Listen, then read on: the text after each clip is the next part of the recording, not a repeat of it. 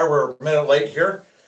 Uh, Things were a little late this morning getting done with everything, so we are here as we always are on Sundays. Where are my glasses there? Ethan says hi. Hey, Ethan, glad you joined us. So a lot has gone on. We had our live stream on Thursday. What did we do on Thursday? Oh yeah, we did the Homer Simpson graffiti car. So if you didn't see that, we'll be running it around the track today. Because since Thursday, I've gotten all the track cleaned from the roadbed, so it's all good to go here and over here, and I think it's good to go. I haven't really tested it much yet, so we'll be giving that a shot here pretty quick. So today, the other big thing is I got the inside track finally working. Hopefully. So I haven't checked it since I got it going. So hopefully nothing is shifted or moved. So we're going to be running some stuff around on it. Today over here on this wall, on this inside track, there was I've got a piece of track in there that I don't have the ties painted yet on. So I'm going to get that pulled out, get those ties painted, get that back in place because this week I'm planning on doing a bunch of getting the rest of the ballast in and getting things kind of finished up. So I don't know if you can see over my shoulder if it's in the frame or not, but we also got the crane build done this week. We'll have that video going up pretty soon. It actually came out really pretty good. All I have left to do is put the hook on it, run the thread, and make my bundle of I-beams that I want to have dangling from it. And I'll have a way of lengthening that or shortening it depending upon the building that we have it sitting over. So Northern says good morning. Who does? Great Northern. Oh, Great Northern, glad you're here. We were just talking about everything that's been done. You're going to see a video here pretty soon. Since you remember, I finished up the crane build, and the video will be going up on that in the members section here pretty soon, probably within a day. I think Gabe's going to work on it today and try to get it done.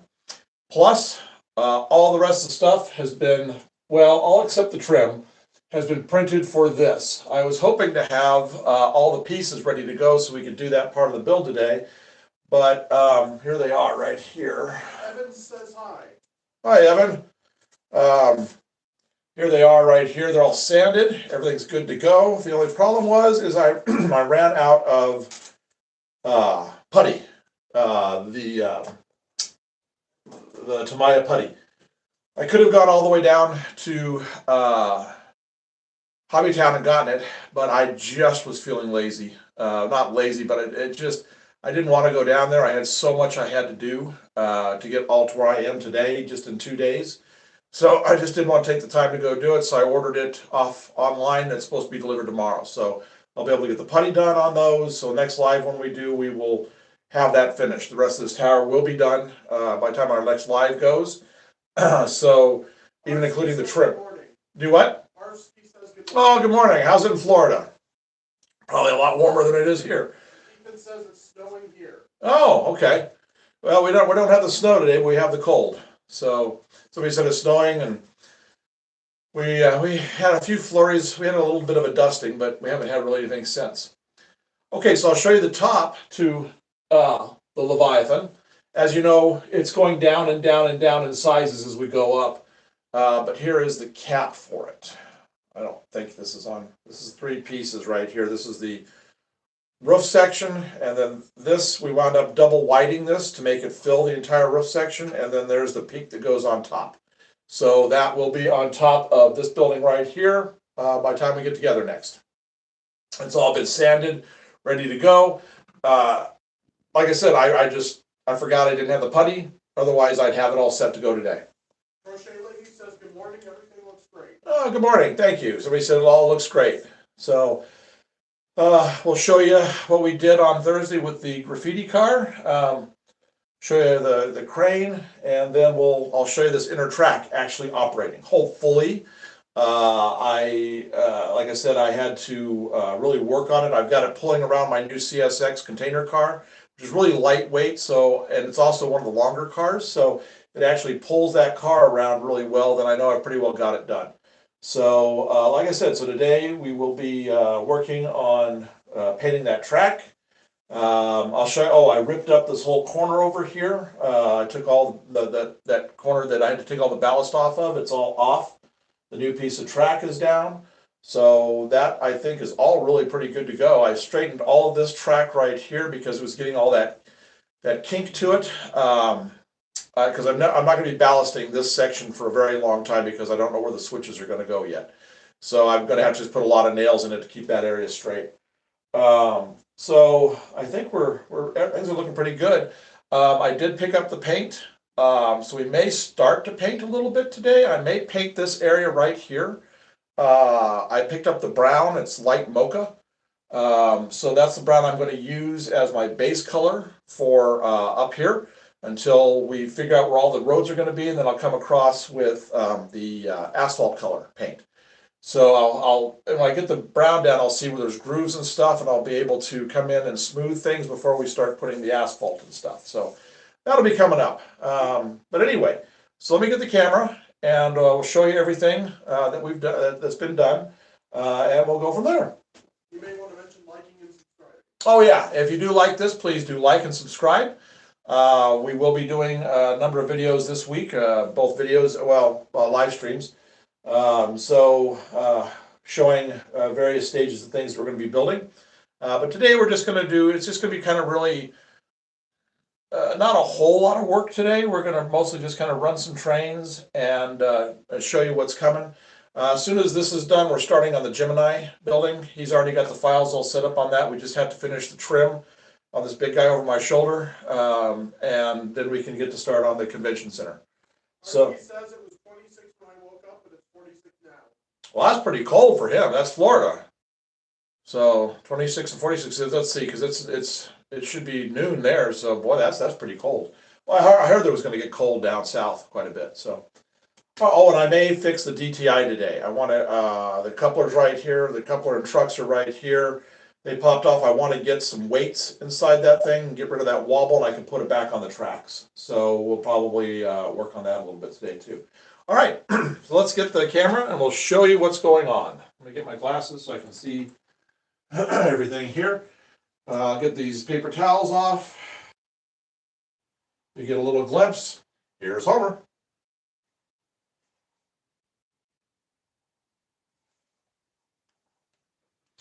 Okay, so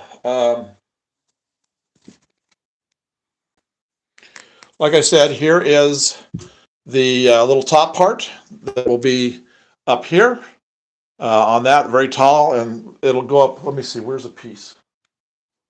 Well, we'll do that later because I can't hold both, but I'll hold this up later and you can see the height of it. This is the little bit longer piece. So when I'm talking about trim, what's left are these pieces that are going to go right here on the edge. We finally have the pattern we want to do for the edges on all the corners. So we have to print that off. That's the last of this building of anything that has to be printed. Everything else is pretty much done. Oh, I know what I could do today. I can get this thing, this middle section finished because I do have, here's the roof section for that, and here's the base, and I have the insert around here somewhere. I'll find it, but it's around here somewhere. So maybe we can get that middle section completely done up to where we're just down to the final build on that stuff. Okay, so as you can see, I've got in here. Excuse me, I'm a little froggy today. As you can see, we've got all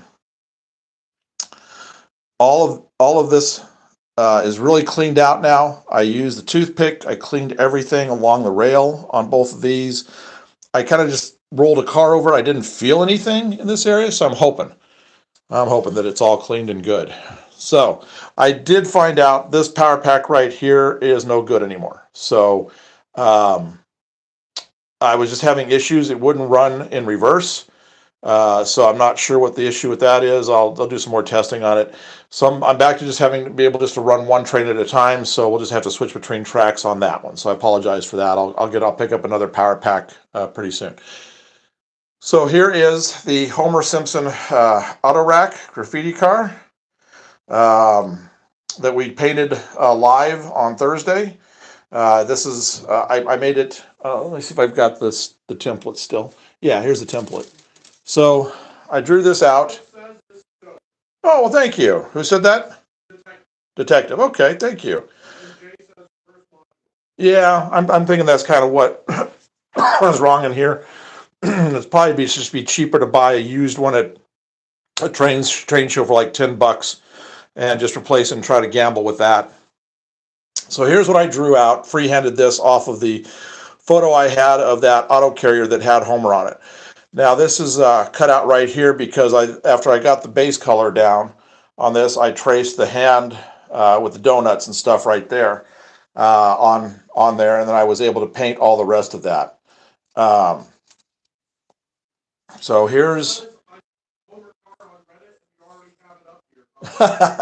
just saw the Homer car and read it. Yeah, the actual Homer car has been running around for quite some time. There's actually two more. I'm going to get two more auto racks for it. I'll get Marge done and Krusty done. Those are the other two that have been done so far. So as you can see, after I got it all painted and done, I came back in with my weathering over the top on all of the little joint areas. So that it looks like it's been on there for a bit, and the paint came out really nice. You can see I did a thin coat of paint. I didn't do a second coat either. You can actually see all of the stuff coming through the holes and everything that are there, the supposed holes. You can actually see some of the silver coming through, so it actually gives a nice weathered appearance to them. So that was what we did on Thursday. So I may show live when we do when I get some cars. That probably won't be for a month. When I get some more auto racks, I've got a few on watch on eBay. If I can pick them up, I'll pick them up. If not, I'll just wait and I'll get some at the train show in March down in Rockford. Oh, well, thank you. Somebody said the rust work was crazy. Yeah, and here's the top so you can see how it's all done. And here's how the container cars come out looking. So it's, we're getting there. We're getting there. Here's the container, one that I was testing with just a little bit on the inner track the other day. So it came out really nice. I'm really happy with it. I'm not too sure about the pin back here for the wheels. Felt pretty loose, so keep track of it. Make sure I don't lose the pin, and then the wheels fall off and it drags. But I'll get that corrected with a little bit of Fabri-Tac.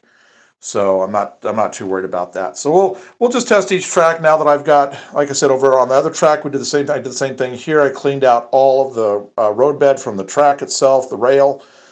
So here's where we did some work. And what's that? Oh, not seen one of the Simpsons cars? Yeah. I'm not sure where they run. I know I've seen people that post them have been a lot from the upper Midwest. So there's a little bit of work left to be done. I forgot to put the little flap right here that he painted on there, so I'll get that put on. And I've got a little bit of weathering up here on the tops of the panels to do too. I'll just put a little bead of rust right up there on the top of that. Hello, who was that? Carl, okay. All right. About to bust out your old models and paints. Well, good. I'm glad it's an inspiration. I hope it works out. You have some fun with it. Before I head that way, I'll finish this. Here is the crane that we'll have on that video. This is that kit that was a real issue. All that's left is this right here. I've just got to take the hook, put it up here. I've got to run the thread up through these pulleys up to here. And then we'll have up here, I'll have a couple of hook links that I can just change out and have some I-beams and stuff. So when we're working on the big buildings, we'll be able to adjust this. This can go up quite a bit higher, about like to this if I tip it back and just get it closer to the building.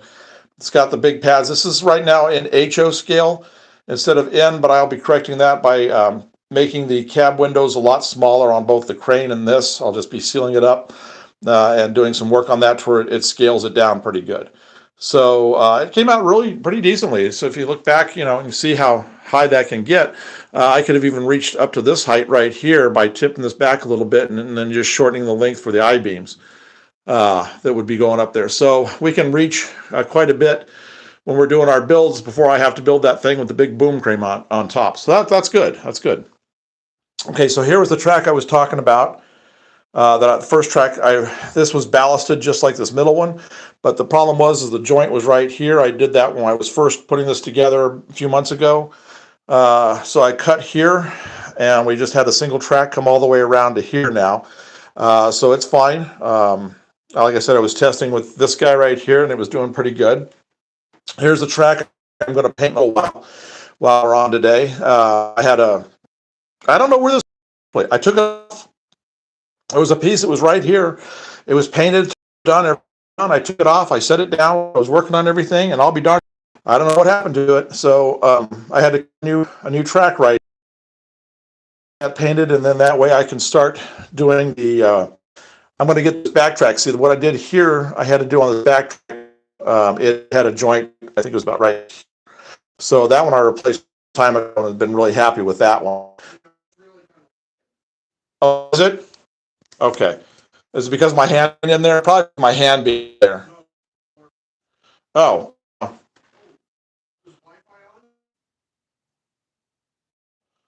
I don't know. Yeah, no. The problem with it. Come take a look. Hang on a minute, everybody. Little IT guys come in to check stuff. Well, we had a problem when last time we put that on that fast charge, Yeah. we had an issue with it then too. Well, this is why I'm the IT guy. Yep. Let's see. Wi-Fi on. Wing. Yeah. 5 gigahertz. So why has it got that little exclamation point next to it? It doesn't now. Oh, it doesn't now? Okay, we'll go check yours, see how it is. I wonder if just something happened. Maybe I got, Yeah. maybe where I was at. Yeah, take a look and see how it is. Yeah, really choppy. So is it doing better now? Really? Let's see here. Yeah, it's still got that Wi-Fi thing looking pretty bad. Go down, check your mom, make sure she's not doing something. When she does stuff for work and she's watching a lot of videos and things for work, it really hoses us up pretty good up here. So we'll see how that is. We may restart this. We may just shut the Wi-Fi off upstairs and reboot it. So marginally better. Okay, give us just a second here. We'll see how we do. Was that anything? No. Do you want to restart the internet upstairs and we'll just, I told everybody we might be doing that. Okay.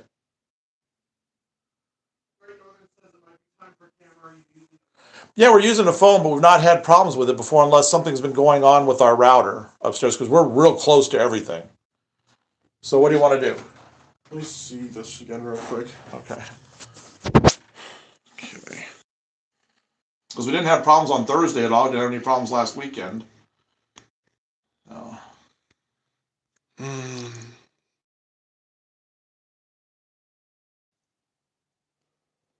got 5G here. If the internet doesn't reconnect, Uh-huh. so it says it's back to 5 gigahertz. All right, how's that, everyone? Hi, Noah. Here, I'll hold it. You can look on yours. Yeah, it's gotta reconnect. Okay. All right, how's it now? Still choppy?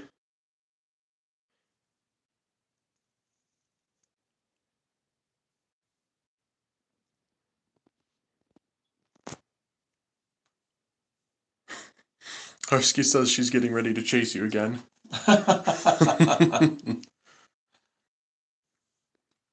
How's the quality now, everyone? Not sure if. My screen looks fine. Yeah. Ethan says better. Here. You want you to go take a look on yours? Yeah, it always looks great here. Yeah. Yeah, on my phone I look perfect. That's why I wasn't noticing any problem.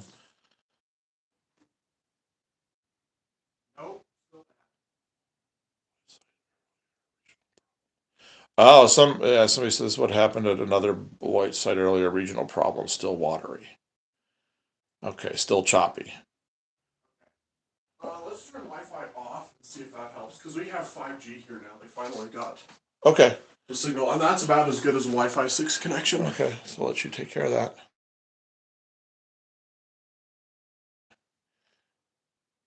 While we're doing that, do you want to go restart the other? Yeah. Once it kind of reconnects? Mm-hmm. All right, is it reconnected now? All right, take a look. I just won't move around very fast.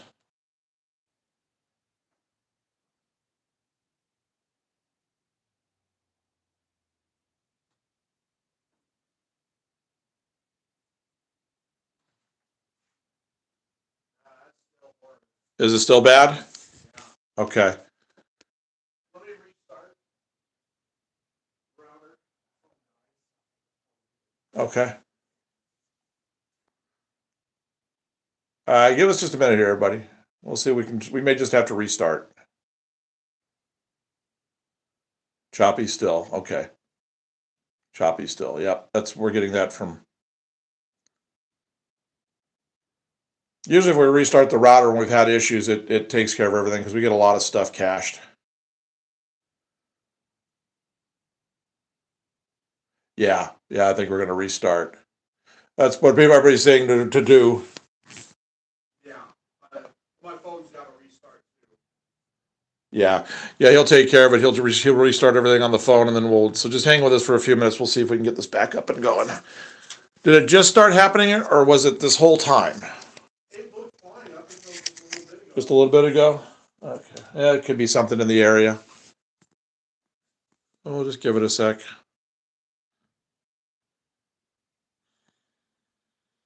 So we shouldn't be having any issues. Huh? Nothing's downloaded.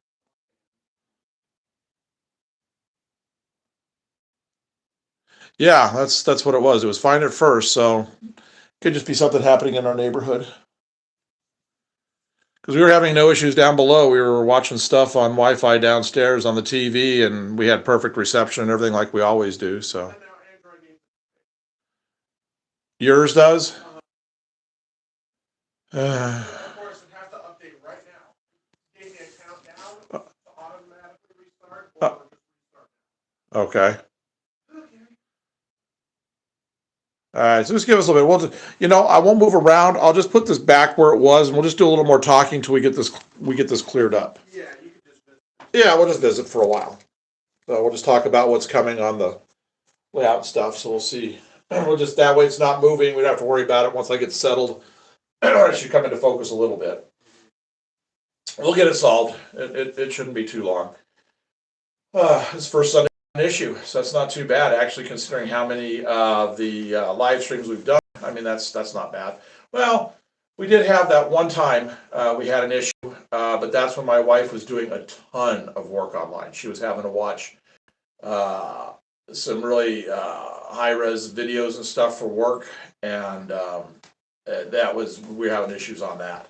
So that was actually the only other time, but we figured out that was the problem, and ever since we did that, and she's worked around our schedule as far as that goes and hasn't done anything. So that's why I really didn't think it was going to be her downstairs because of the issue we had that last time. So we'll get it fixed here. It's not like it's that big of a deal. So we'll figure out what it is. Well, anyway, so we'll go back to chatting about what's getting ready to happen. So anyway, you saw Homer. We're going to do, like I said, we're going to do the Marge and the Krusty car. And that'll be coming up. You saw what I was doing over there in the corner. So what I had to do on both these corners, that corner back behind and the one over here was really bad. I actually had to cut some track out. It was bulging too much. And I had to cut the track out and flatten the curve more. And when I did that, it was a lot better. So is that better, everyone? Yeah, somebody just chime in when you start to see things looking a little better. So Mario says quality's fine now. Carl says looking fine now. Okay, so apparently on the Switch something decided to automatically download an update, even though there was nothing. On the Switch? Yeah. On your games? Yeah. Okay, well there's the problem, is downloading stuff for games. Okay. Okay. Yeah, sure. Did you shut that off? Uh-huh. Yeah, okay. It's in airplane mode now. Okay. Of course, because even though I set auto updates to off. Or after midnight. Well, I just have it set to off period. I have to go in and manually update everything. I decided to download an update. So. Okay. So everything's looking better now, everyone? Hopefully. That was probably what was chewing it up. Yeah, Great Northern says looks good. Okay. Arsky says she's plotting your next dream. Yeah. After accusing her now of, get off the thing, you were on here, you were watching videos on your thing again, weren't you? Yeah, sure, I'll pay for that later.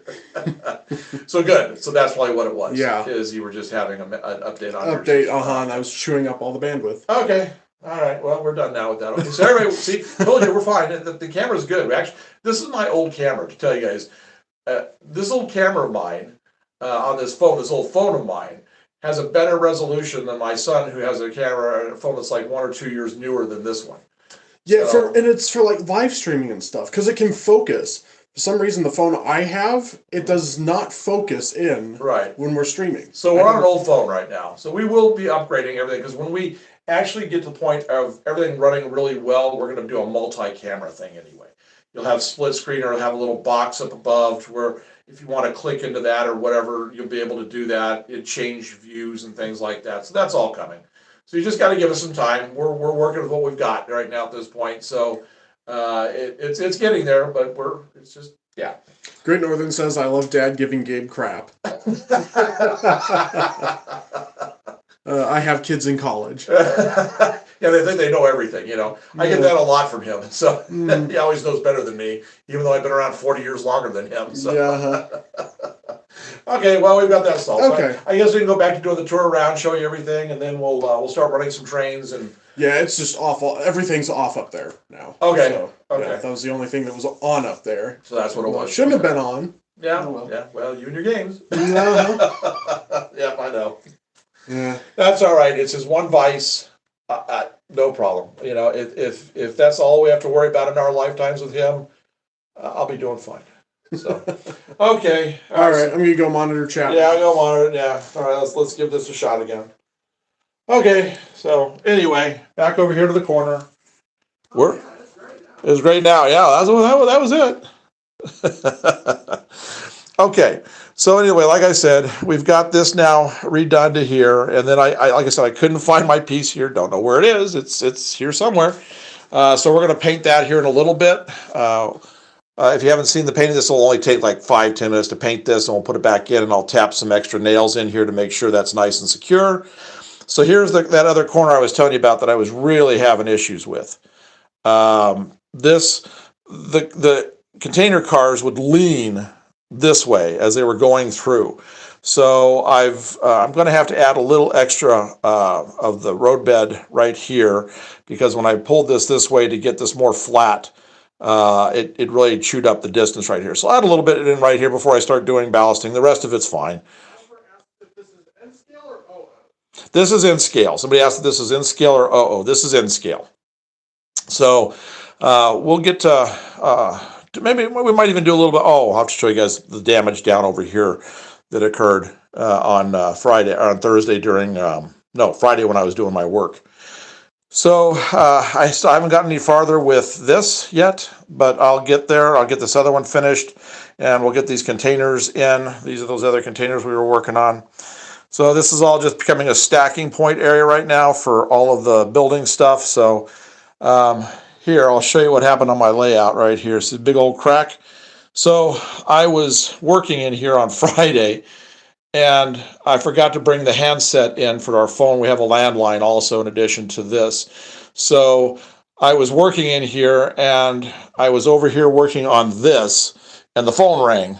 And so I had to hustle out, and when I did, I went under, and when I thought I was clear, I raised up real hard, and that's what had happened right there. So I'm going to have to go in here, and I'm going to have to, now that I decided to make this permanent, I'm going to make this a little more permanently attached here so I don't have this happening again, because what happened is the actual wood just shifted. I'll fill it in. You'll never even be able to tell when I get it done. So that's how that's going. So anyway, so this is what's occurred the past few days since we did the Homer graffiti. I hope I've got the track pretty well sorted out. So I think we're going to go ahead and start. I'm going to pull this guy off right here, put him up here. So we'll start with this inside track, and I'll get him going, and I'll just track the train around. You can see there's a few spots where it wobbled because this thing doesn't have a whole lot of weight in it. I put some in the bottom of the container, but it just doesn't feel heavy enough to me right now, and you get a little wobble like that here in spots. So I'm going to get that taken care of. I'll get some extra weights put in that. Elias says thank you for sharing. Oh, well, you're welcome. Who is this? Aya? Elia. Okay, no problem. All right, so let's get this up and going. And, yep, it's still hooked to the right track. I'll get a little more speed going here.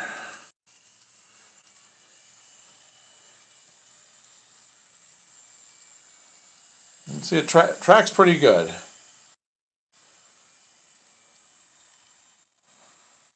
So now we're going to head over to where I was having a lot of issue. And that's this corner right down over here. So we'll just back up a little bit, and so I can watch too from a distance and see. Make sure I don't see that container. Nope, the container's not leaning, and it's that little joint right there. I'll have that corrected when I put the ties underneath and I get it up to level. And here's the other joint right here. Nah, she did all right. So yay, we now have 3 full operating main lines for staging. So I'm really happy about that. So we're getting ever closer to having our live streams where we're just gonna be letting trains run and just set the camera up. Yeah.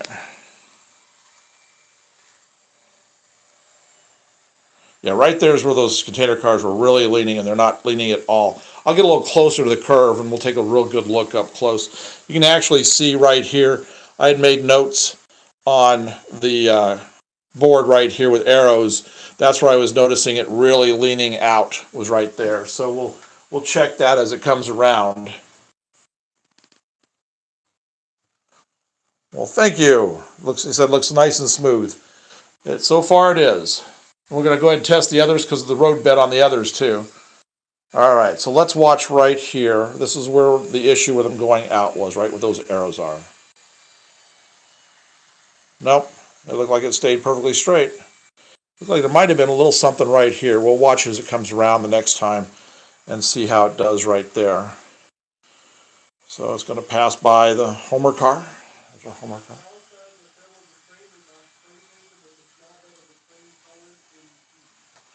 Colored in cheese.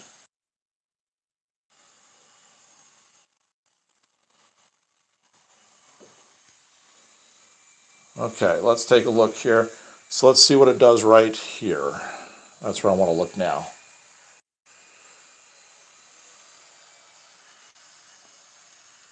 Well, just a tiniest little bit, but I think that's because it's straightening right here to go into here.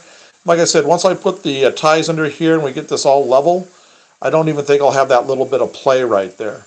And of course, like before, all the little nail heads will get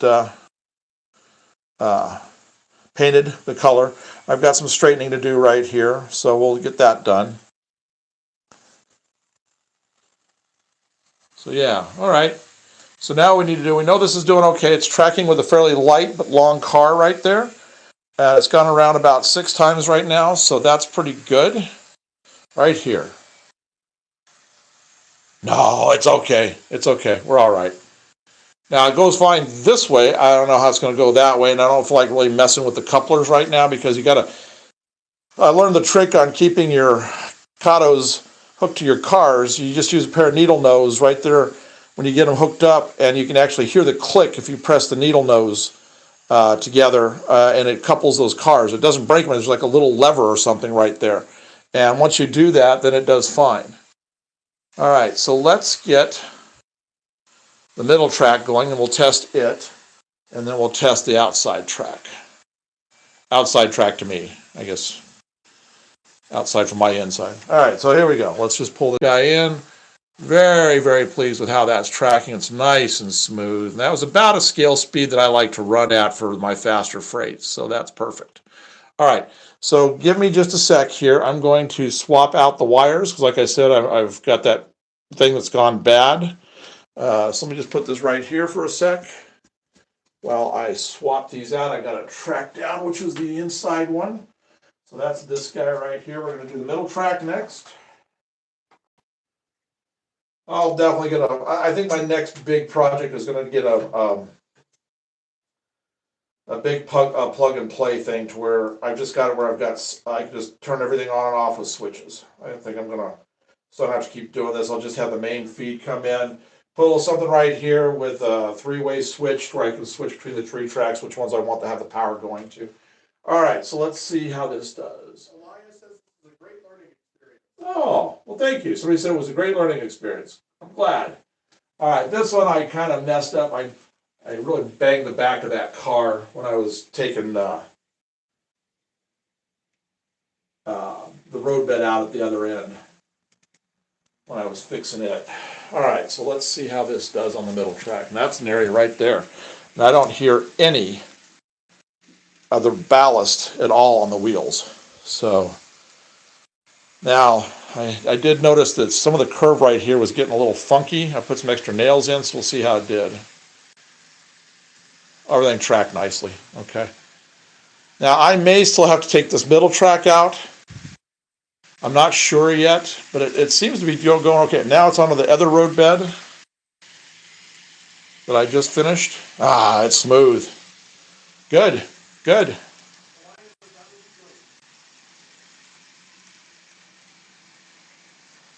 All right. It's nice and quiet. Nice. This is why I like the Flex Track. It can be a handful sometimes getting it to work right, but when you get it all done, it is so quiet. So here's what it looks like coming under the bridge. And then here's what it's going to look like. This is all going to be covered for the platform for the station. So this is how that'll look coming out from underneath there. So I'd say that's going to look fairly good. We'll get Homer going here in a minute. I want to just look at this area again right here. Like I said, I had to do some work right there. I want to make sure I don't see anything that looks funky. Nope, looks like it's all right. Boy, moving smoothly. Nice, nice. So this is where I'm going to have an issue. I think what I'm going to wind up doing is I'm going to tap this way just a little bit before I put these ties in, just to kind of bring this more in like this right here. So it's not, there's a bit of an angle, so I think I'll get that done. Maybe even today I might just tap this a little bit and straighten things out a little bit, because that's running really smooth and nice right now. Again, this is our 3 main lines, but this is mostly staging right here at this level. So as long as I can get the staging here going well, I'll be really happy. You can see I'm going to have to put the ties back here. Everything's going to have all the ties put back in, all across the whole way there. All right, I'll bring this around and we'll launch Homer out the gate. So if you like this, please do like and subscribe. We will be, now that this is all 3 tracks are going, we'll be doing a lot more running live streams. So if you want to know when we're going to be doing that, because we're going to have a lot of testing now, because now I'm going to really start doing the work on getting the all the switching together right through here, so that we can get to the helix. So I really want to start getting down here. I'm really itching to put this mountain in right here. That's going to be underneath. So in fact, what I'm probably going to wind up doing until I start getting buildings here is I'll build it in this spot right here, but in a way where I can take it down below and put it in down here. So this way I can see how it looks, make sure I have it the way I want it, build it to the size that I need to get it. So you guys will probably start to see the mountain being built for under here fairly soon. I'll take all my measurements that I need, I'll get all this cleared out of here, and then we'll start working on that up over here. So we'll be doing a lot of this carving right here that you're going to see on the mountain. So we'll be doing a lot of that. I may go with more limestone on the mountain, so it'll be more of a yellow color, yellow brownish color. Boy, that is just tracking beautifully. Okay, so roadbed did fine. The new roadbed is fine. All right, so let's change out to the last engine.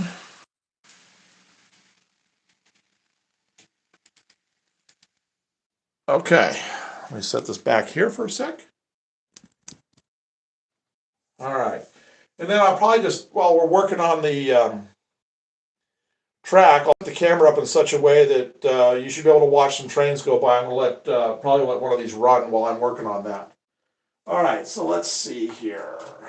We'll do this and this.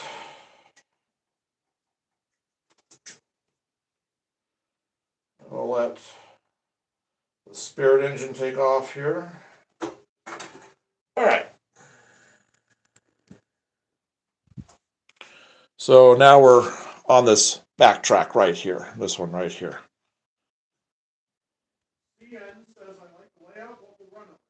Well, we're testing today, CN. That's what it's going to run out.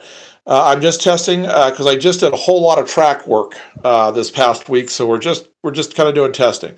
So right now we're getting ready to take this one out right here. We're going to see how it does. I put this on the end right here, so we'll just see how it goes. Yep, go the right way. There we go. I may not have the cars on the tracks completely because I was working back behind there. I should have just set them up elsewhere. So I'm. Oh, well, thank you. Yeah, I really love weathering. Every car I'll have will be weathered eventually. Hi, Abby. Well, that's nice and quiet. Everything's tracking through the curve really well, including those huge, long auto racks. So I'm pretty happy with that. There, you can really get a good shot of Homer right there. If you didn't see the painting on this, it's in our live section right now. You can actually go and watch the, I had the video of me actually doing the weathering, or doing the actual graffiti on the car. So if you want to see that, just go check that video out. Thank you, Abby. Said nice model trains. This is all in scale, in case you're wondering. And it's tracking through all of the road bed really well.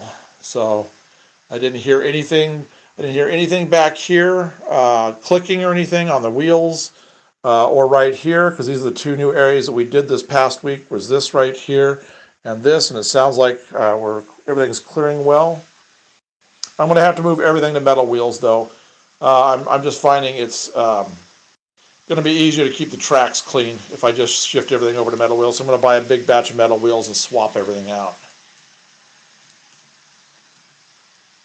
So now you can see how this is going to look when we have the camera set up over here when we start doing our runs.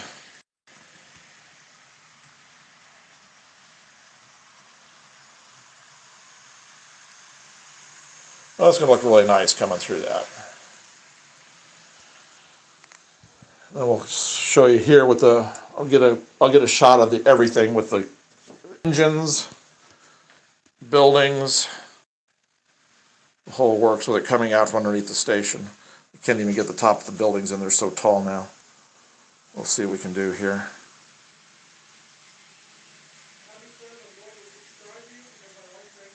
Oh, well, thank you, Abby. Says you're going to subscribe.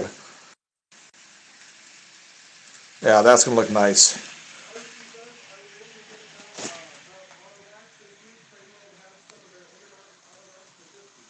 For how much? $50. So somebody said they have the auto racks for about $50, the Intermountain. I just go with the cheap Concours. But I appreciate you letting me know about that. I'll find them. I can usually get the Concours for about $10, put the weights in them, and then do all I need to do to them. So let's see how this is going to look right here. I'll just see if I can get the top of these buildings with the train coming through. I can't get to the top of the buildings. So here is, that's going to look really good. Yep. That'll look pretty sharp. Okay, we were talking earlier about the Gemini building. This is what we're going to start next, is the Gemini right here. This is going to be the twin towers that are going to go up.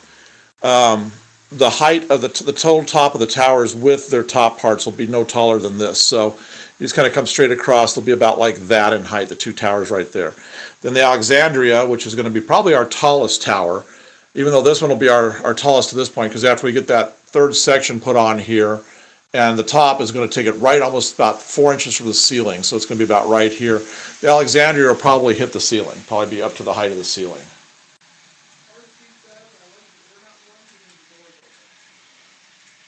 Oh, the door's open? Yeah, that's pretty cool. So he said he likes the Intermountain ones because the door is open.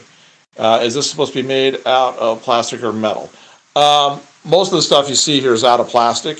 The cars, the engines, all that. All of our buildings right here, this is all 3D printed with PLA. It's kind of a plasticky thing.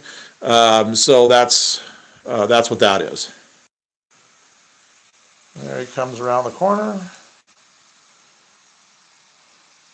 So I'm just going to let this run for a little bit, and we'll just talk a little bit before I start to get painting on track. Just kind of let him pass behind me here while we're chatting. Okay. So, as we've discussed, I still haven't gotten to it. All the I-beams are sitting right here. There's the base. I put things down, and you gotta find the base. Well, there's the base. we'll have these extra braces that the I-beams are right there, will be through here with some extra beams down. This will get covered, lights underneath, passenger platforms right here for the station. So that's what we're gonna do here, and then they'll have a monstrous Ferris wheel right here, like you see in a lot of downtowns that have for like tourism.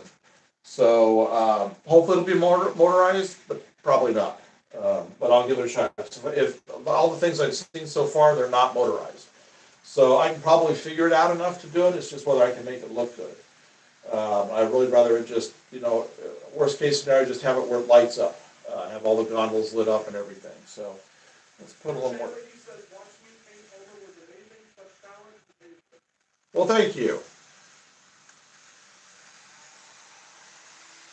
All right, let's pick the speed up just a little bit. See how it does going a little faster with these bigger cars. And we'll run again after a while because I'm going to have to take that track out, have to slide everything out. We'll have to get that painted and we'll put it back in, make sure I didn't get any paint on the tracks. And then we'll probably go ahead today and we'll get those ties put in too, get those slipped in so I can start working on the roadbed over there. And I do notice a slowdown over here on the curve, so I am going to throw a set of feeder lines over there for the power. Abby asked how many subscribers we have. Well, we're getting close to about 5,000. Actually, we're close to about 4,600. We gained about almost 3,000 subscribers in the past 2 months. So we're moving along at a decent pace for a niche like this, a niche category, which is what YouTube calls us because it's a very specific type of thing. It's not like cat videos and things like that. People that actually subscribe to us are the ones that like trains. So we're doing exceedingly well for a niche category. So we're hoping to hit 10,000 subscribers by summer because late June, early July, that'll be 2 years in. I'd like to be sitting at 10,000 at that point. So we'll see. You never know. We may have more. We may have a lot less. We may peak out at 5. I don't know. But I think once we get these buildings really put into place, that'll be such an eye catcher that we'll probably get a lot of people coming in just watching our runs. We're going to have a lot more equipment right now. I've only got the 3-4 engines to run right now. But after the train show in March, I should be able to find some really good deals on some stuff. So we will be picking up some more motive power for sure, and probably a lot more cars. I've got a lot of cars I've got to build down here still. There are a bunch of these things. These BNSF. What are these? The 50-foot FMC plug doors. I've got all sequential. Well, not sequential, but I've got all separate numbers. So I'm going to get these weathered. Probably graffitied up. I've done the other cars. So I'll be doing that in the next week or two when I've got a little bit of time. All right, hang on. Go ahead. Just you have to speak loud. The train's going. Yeah, I know.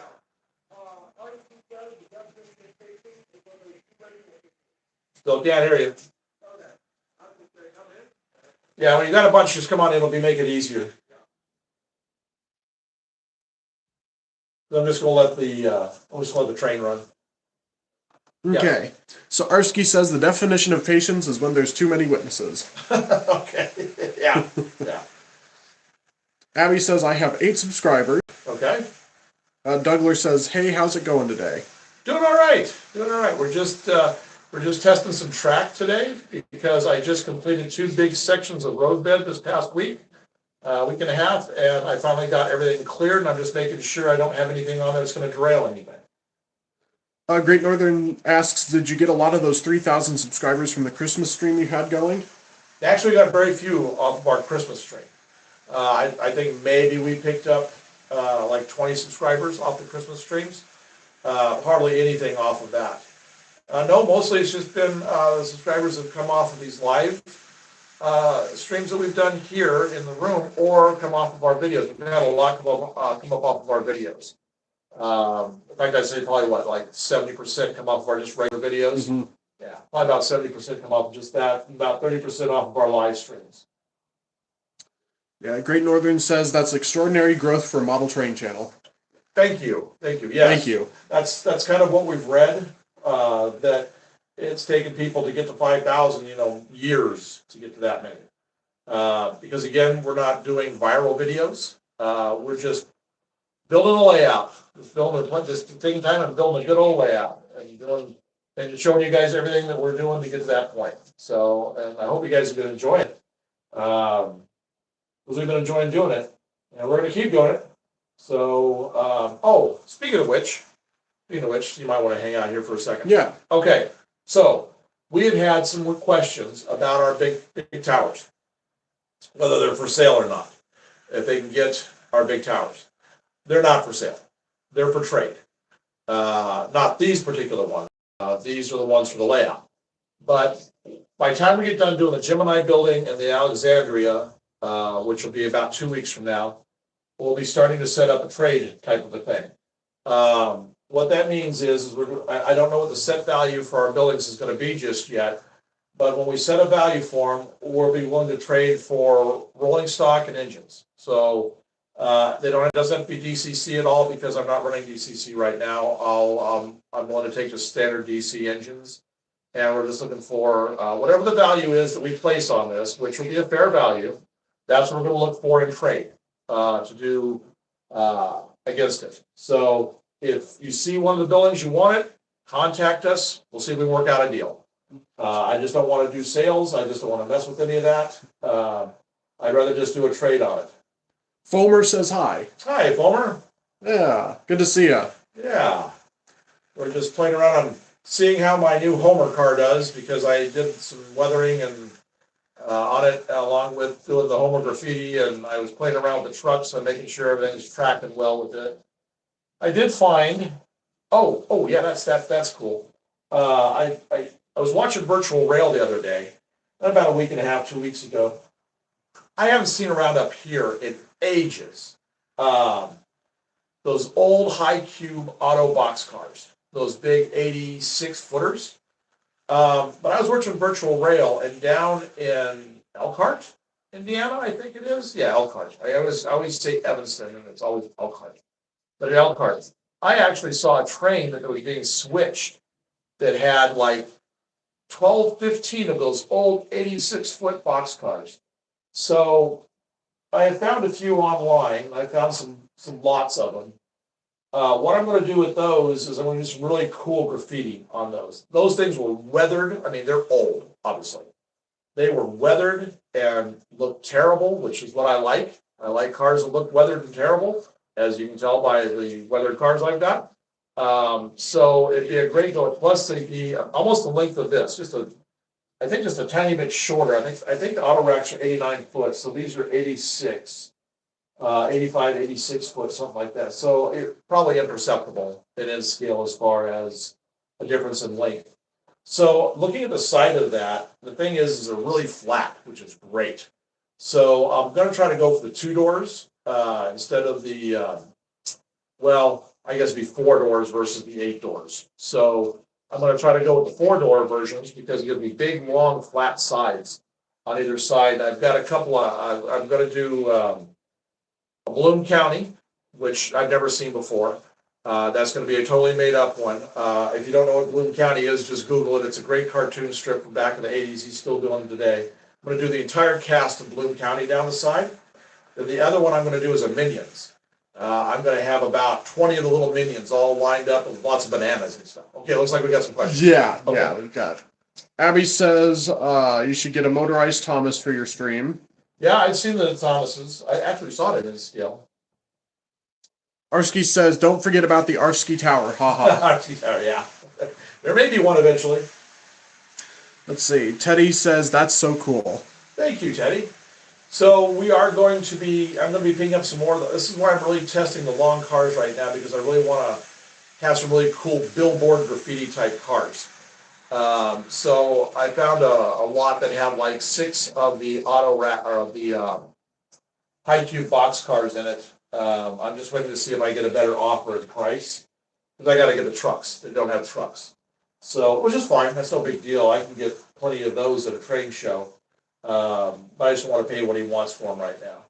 So we're going to start getting those in. I'm going to just weather them. I mean, the ones I saw were just, it looked like they'd been drugged through mud and just rusted in spot in place. So we're gonna really dirty them up, and I'm gonna put really cool billboard graffiti down the sides. So that's coming.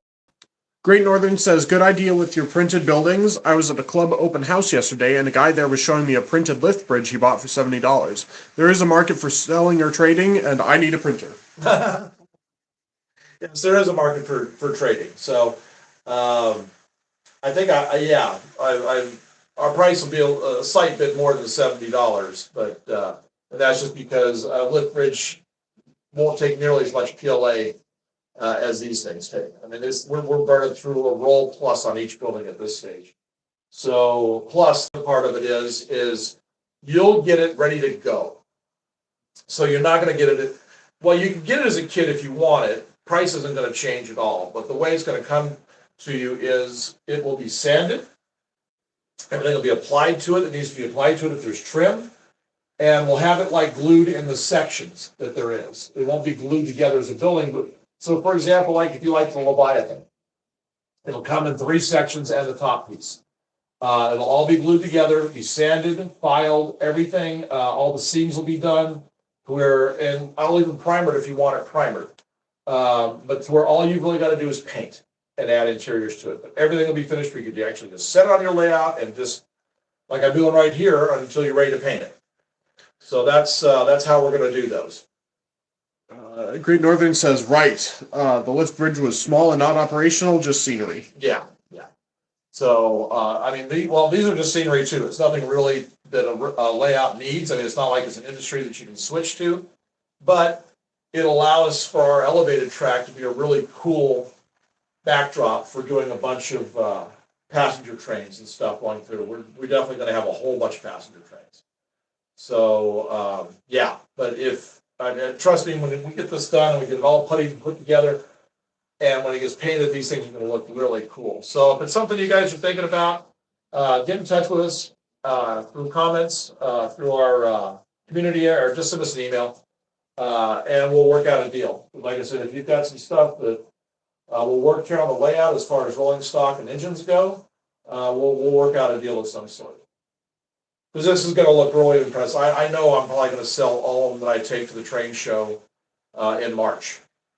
We're going to take, I think, 2 or possibly 3 big ones and a bunch of the small stuff. If you're enjoying the stream so far, please do make sure to like and subscribe. Yes, please do. It really does help us out a lot. Yeah, it helps with the algorithms and everything. The more, and commenting too helps. So, so chat it up, everyone. Exactly. We love to talk. Yeah, I'll sit here and talk about things for hours. So I'm really enjoying how that's looking. Right now, I'm looking forward to getting a few more big cars on this. I'm going to make this outside look my big car test. I have tested. I did test. I put Homer on the back of this one, and it ran around this inside track without any problems. So I just put him back on the old train that he was been on. So everything is doing well at this stage. Jacob says, "Can you run a big boy?" If I had a big boy, I could run a big boy. Yes, my outside loop for sure could take a big boy without any problem. Inside one, middle track probably also. Probably middle and outside tracks I could easily run a big boy. Crochet Lady asks, "Do you know of a tagged car of Snoopy and or Woodstock on the rails?" Actually, there's a bunch of Snoopy at Woodstock. I've got great photos of Snoopy on a variety of cars, and he will be coming. I'll probably do not only ones that were really done. I'll probably do a prototypical one, but I'll probably do the entire gang on one of the cars too. So we'll probably have just some unique cars like that where we do some really good animated stuff. Especially if I get a bunch of these high cubes. I'd really rather work on the high cubes versus the auto racks because that was a challenge doing Homer because of all those little holes and everything right there. I mean, I can do it, it's no biggie. It's just when I start knocking out a bunch of them, I'd rather have a flat canvas basically to work on. Arsky says, "I'd like to have an FEC 3D printed LGN tender for my FEC trains." Oh, well, you can probably find somebody that's done it. Mm-hmm. I'm sure without any problem. So, all right. So I think we've done some good running here. I think I'm going to let things sit for a little bit. We're going to go over here. We're going to work on this track. We're going to set the camera up over here. I'll let this run, let you guys watch running while I get the paint set up to paint that piece.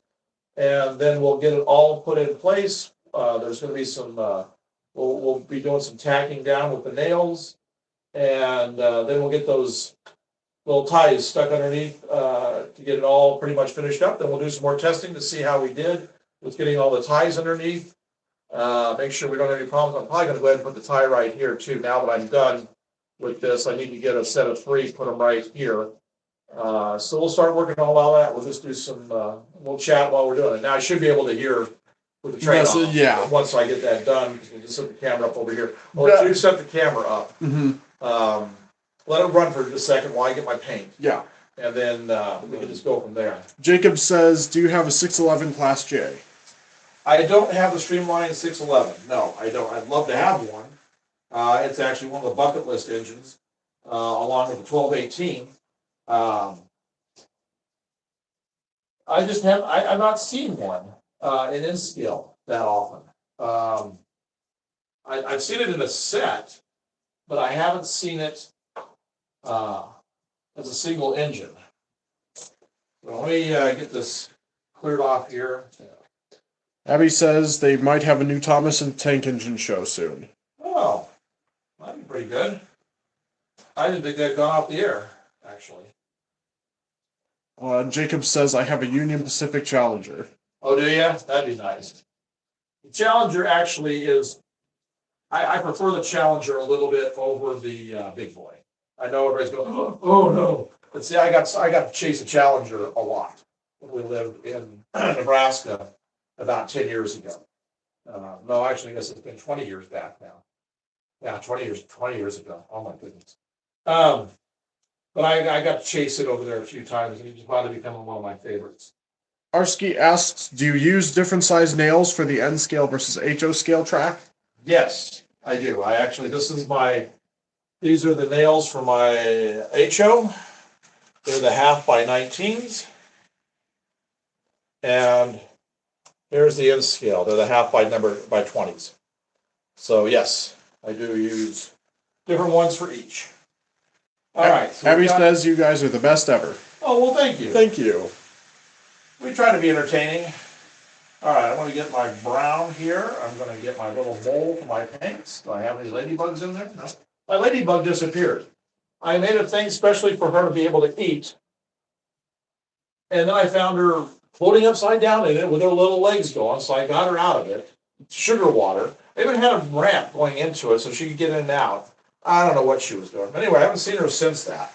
Arsky says, I like the Challenger, but want Allegheny. Oh, Alleghenies are nice, yes. I have to agree on that. And I really like Cab Forwards too, and Yellowstones. So there's a variety. We'll get a variety over time. He also says, okay, thanks on the nails. Oh, yeah, no problem. Okay, so I got that, I got the water, I got the paint I need. So, we're gonna let you reposition the camera. Mm-hmm. If you wanna reposition it over right here. Yep. Off we go, everyone. Yeah, I'll let that get by and I'll get him over here and get him shut down. There he goes. Yeah. Hello. I'm glad the reception's better. I'm glad it's what it was. We got that taken care of. Arsky says, ungrateful ladybug, haha. Yeah, yeah, give her food and everything so she's not eating glue and then she just, I don't know. Yeah. Okay, let that tuck in right there. Turn that off a little bit. Then we'll retest everything after I get this track pulled out and we get all of this finished. Because I'm gonna put ties into all of the areas, all these little areas up here. We're gonna be doing that. Okay, so I need to got my bowl, got that. So I need All right, how's that, everyone? my needle nose. Where my needle nose at? I was just using them yesterday. Got my drill. Oh, would you look over there? Would you? I need the needle nose underneath there. No, not the super long ones, but the shorter ones. These guys. Yeah. Got them? Okay, perfect. That's it. All right, so we're going to pull this track out. We're going to do these ties real quick. And we'll put it back in. We'll get it all tacked down. we'll just be doing a little track work today. So if you got questions, just, ask them while we're working on this. If you haven't seen me do any of the track painting before, so if this, you'll see how I do this. I use black track because it allows you, let me get this nail out here, to have shadows underneath the brown, which I really like a lot. Okay, come on, let's go. There we go. Okay, so this is a piece of track we're gonna paint. Yeah, you are painting on your table, right? Oh yeah, Yeah. all I was doing was grabbing the piece from up here Okay, that perfect. I had to get. Yeah, I'm just getting that. Yeah. No, that's where we're headed. I just gotta find the paintbrush I use for. I'll just use this one. Crochet Lady says the other day you mentioned coast to coast schedule for the big boy. It's probably the 4 in the 250th USA anniversary. Yep. That's Wouldn't what it's that be all for. cool? Yep. And also looks great in frame. Oh, good, good. Perfect. Yes, that's what it's for. Is for the anniversary, and I guess they just released the schedule just this week. I guess I saw a blurb about it for where they're going and when they're going. So if you have interest, you should be able to get info on that. All right, so what we're going to do here is I use Honey Brown. This is Deco Art Americana acrylic paint. This was like 60 cents a bottle. I generally spend between 50 and 60 cents a bottle on my paints. None of this is expensive, and that's all my scenery paints, everything. So we're just going to get that right there like that. I'm going to get this off all of this. I need this to set flat a little bit more. There we go. Okay, so we're going to just get this kind of, I'm going to get part of it really wet and part will be dry, just like we always do. This will only take us a few minutes. We'll just got to give it a few minutes to dry, and then we'll be putting that back up in place. I'll just kick the camera over so we'll get it up where you can see down the track here where I'm going to be working, especially doing the ties and stuff. I talked about how I did the ties before, but we'll go over that all again here in a minute. All right, all I'm doing is just, what? Willow Creek says hi. Hi, Willow Creek. We're just doing a little track work today, and then we're going to go back to doing some testing, because I'm going to have to test all this when I get done with it. Calvin also says hi. You have Thomas Bacon. We don't have any Thomas. No, it's kind of hard to find an N-scale. I've only seen it once in N-scale. Okay, so what we're going to do here is, like I've done before, is I start on the middle, and I work this right up to the spikes, the plates and the spikes. Arsky says, I hope it comes to Florida, if not road trip. I don't know if it is, but it'll come probably close down there, where it'll circle. I don't know. I haven't seen anything about it yet. But it'll be. It comes through here on a fairly regular basis. We see it go through Rochelle a lot. So it's not that big a deal for us here. But if you live like in a corner or something like that, or on the outlying areas, like up in Washington, or I think it made it up to Washington. Actually, maybe I could be wrong. So I know it made it out to California. Is it the big boy? Yes, the big boy. Yes. All right, so all I'm doing here is I'm leaving it, it's just kind of a wash that we're putting over it, so I get that black to come through with the shadows, like I was talking about. And I've already cleaned this track with the sandpaper, the 600 grit sandpaper. I've already done that. So it's, because it was up on the tracks, obviously I've done all my work on this. All right.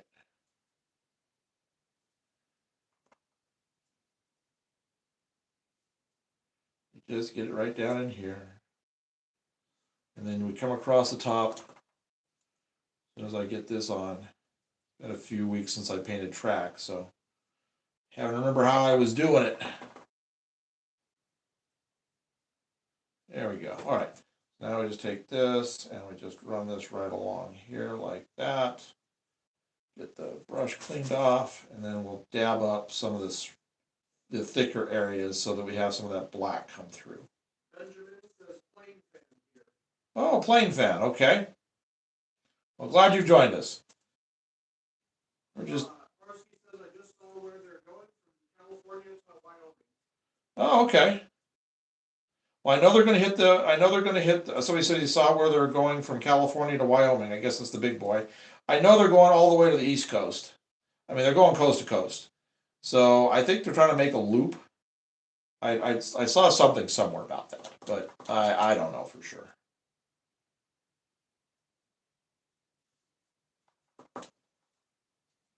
I wonder if they were hoping to have that whole Norfolk Southern merger thing done first, to where they had, they didn't have to worry about getting permission on any tracks because they would have had trackage rights all the way to the East Coast with that. So I don't know if that's put a crimp in the plans because that's not confirmed yet.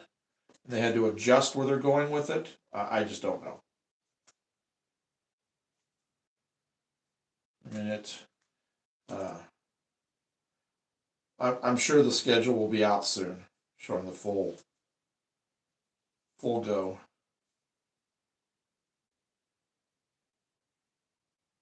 I don't know if I'll go anywhere where it's at. Crochet Lady says I'll bet it goes up to Philly and DC during this run. It might. It might. Sweet. Joey's train says I hope they come through Wentzville, Missouri and Altoona, Pennsylvania. Probably Altoona, almost for sure for that, because that would be quite the photo op having that on if it goes through a horseshoe curve. That'd be pretty amazing. You'd get thousands of people on that going up to see that, I'm sure. Abby says I'm gonna have to leave the stream. Okay, I have to do some more videos on my channel. Bye bye. All right. Well, thanks for joining us, Abby. Arski says I'm collecting cars for my big boy. In the last week, I got the Water Texas Power Car and the Theater Car. Oh, good cars to have for that UP train.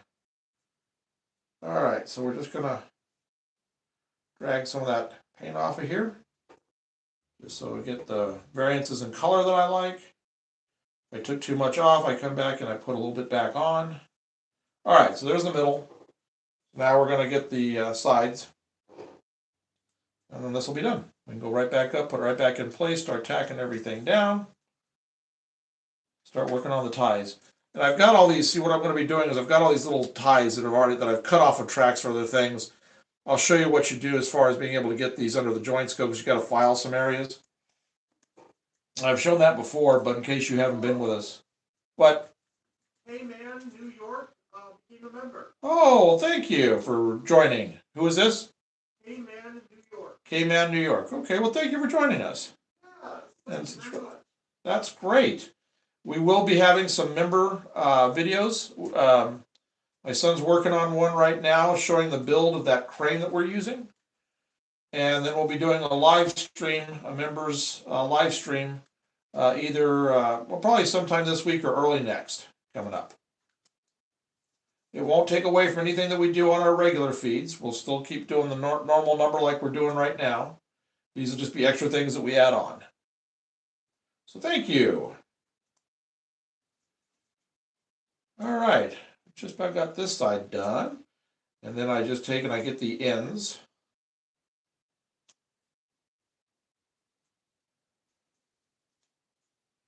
Now I'm just letting that black poke through, like I said, just so you've got those nice shadows.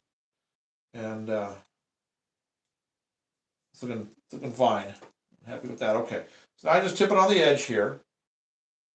And I load up a little bit of the thicker paint.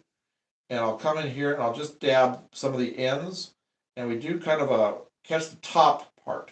You want most of your brown being on the top edge of each tie. And what I'm doing is just kind of scattering what I do so that some ties will be browner and sometimes will be darker. So just like that. And we just about have this section here done. Okay, well, this side of the section, I just got to flip it over to the other side and we'll be done with this. Perfect, that side's looking good. And I can see that I just need to put, that's a little too much. Thin that down just a little bit, there we go. Just wanted to add a little bit of extra brown here and there for some not so dirty ties. There we go. Perfect. All right, so flip this over. We'll do the other side. We just about got it. It's good to flip it around like that because then you can kind of see areas you might need to go back in and add a little bit to here and there. Perfect. All right, get out that out from underneath there. Here's another one. I got a whole stack up here of them though, the ties that we're gonna fit in all the gaps. All right. We'll get this. We're just about there. And I'm going at an angle like this with the brush, so I'm not working like this, so I'm keeping the paint off the actual rail itself. That's the big thing. You don't want to have to come back in and clean a bunch off so that your electricity can get to your engines. It just less cleaning the better. So I always work at I'm almost flat to the tie.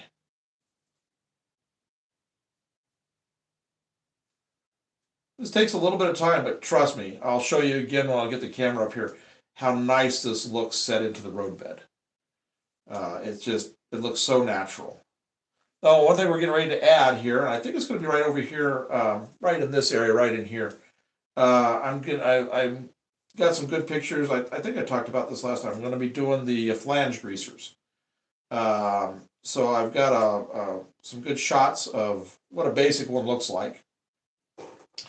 So we're going to, I'm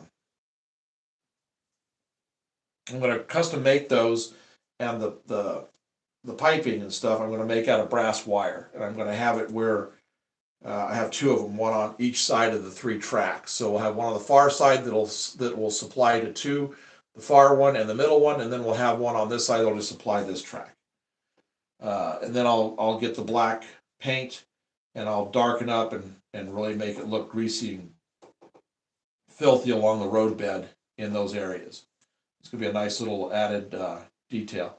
I'm going to make them where they'll be solar powered. So I'm going to have a little stand that comes up and I'll have a little solar power plate that I'll paint the blue. It's going to look pretty sharp. Crochet Lady says, I'm hard of hearing. Did you say where you're looking at this track? This track's just going right back up here where somebody asked where this track was going. I just took it out just now from up here. It's the extra piece I had to have that I lost. I don't know where the other piece is. I had a piece that was there when I took the track out up here, so that I could work on the track and get these curves flattened. I took the piece out and I don't know where it went. So this is just a replacement piece. If I come across the other piece, I can use it in a yard someplace or a small spur. So this is just where that's going to go. All right, so we're going to let this dry for a sec. This is only going to take just about a minute or 2 to dry. Then we'll put it right back up in here, and we'll start working on the ties. I think what I'll do while I'm waiting for this to dry is I'll start getting some ties made, ready to go for slipping into the open gap areas. So we'll get a number of these. I'm going to have to go get my other file, the square one that will do the channel.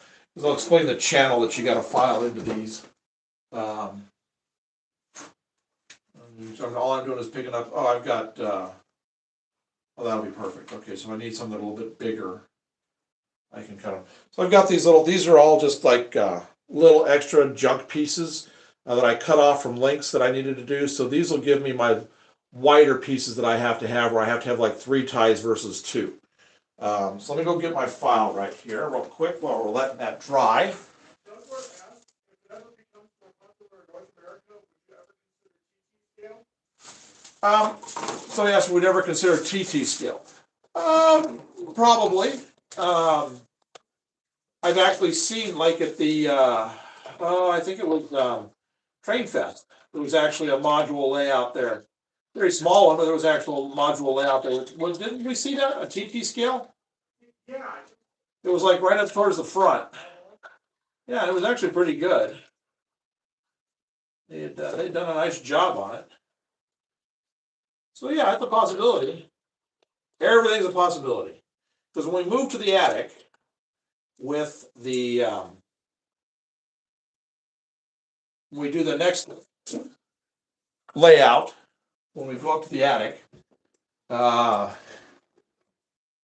gonna have a monstrous layout, so we might actually, incorporate some of that. All right, let me get this clean. I need to get these brushes clean. Not the brushes clean, get the files clean. All I'm doing is, I've got new ones I've got over here. I'm just using this one until it's gone.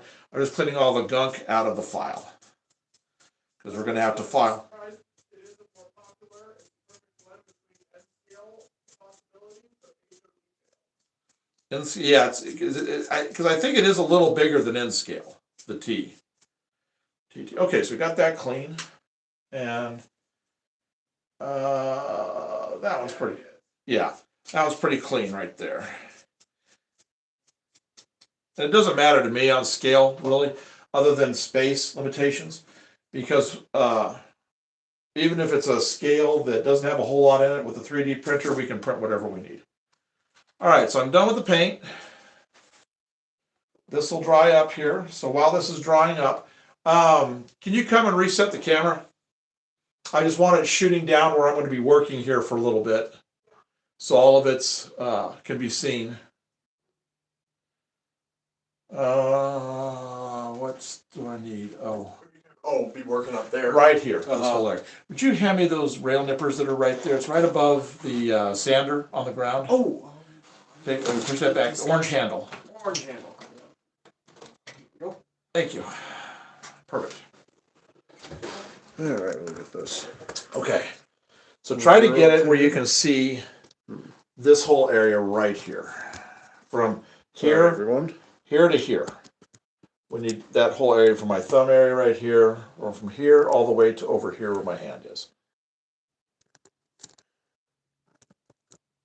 There we go. Got it? Got it. All right.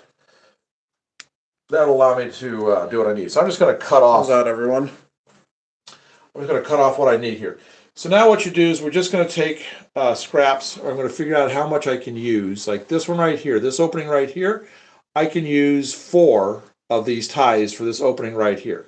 So I'm gonna cut that off. Hi, crochet lady. So all I did was, all I'm doing is cutting. Go up a little bit. Okay, yeah. I'm just cutting right here, like that, and then that little section will slide with some help. There we go. Slid right off the rail. So now I have this. So I want to get rid of this little nib right here. So we're just going to do that and this and that. Now I'm going to, all right. So now what I've got to do is where these supposed spikes are that hold the rail in, I've got to make this flat right here and right here. So I'm just going to use, now this is going to take a lot of the paint off. I'll touch the paint up later. I'm just getting the piece right now that I need. So we will file that flat. There we go. And then we'll file the other side flat. Hi, Kebron. Okay, so that's flat. We got rid of that. Now, the next thing you got to do, so I have this little square file right here. It's roughly the width across of what these little plates are. So you have to create a little channel right here, and it's where the track was resting. So you just run this back and forth, and you press it in pretty good because you want to create a recess right there, so that when we push this in, those plates have a place to rest down in there. So what this does, it keeps your track from raising up. We're just going to get this. You flip it around to the other side exactly the same way. And then we'll try pushing that under the rail. How does this look in frame? Yeah, that's good. Yeah, that looks Okay. good. That's good. Okay, so so this piece is now prepped. So what I've got to do is I've got to slide this under there without dropping it into the paint down below. All right. I generally use the needle nose. And we DMRJ says hi, everyone. hello, who is that? DMRJ. DMRJ. Okay, hello there. All right, so now we're going to wiggle this underneath, and then I'm going to check it to make sure I haven't raised the track in the middle where the joint is.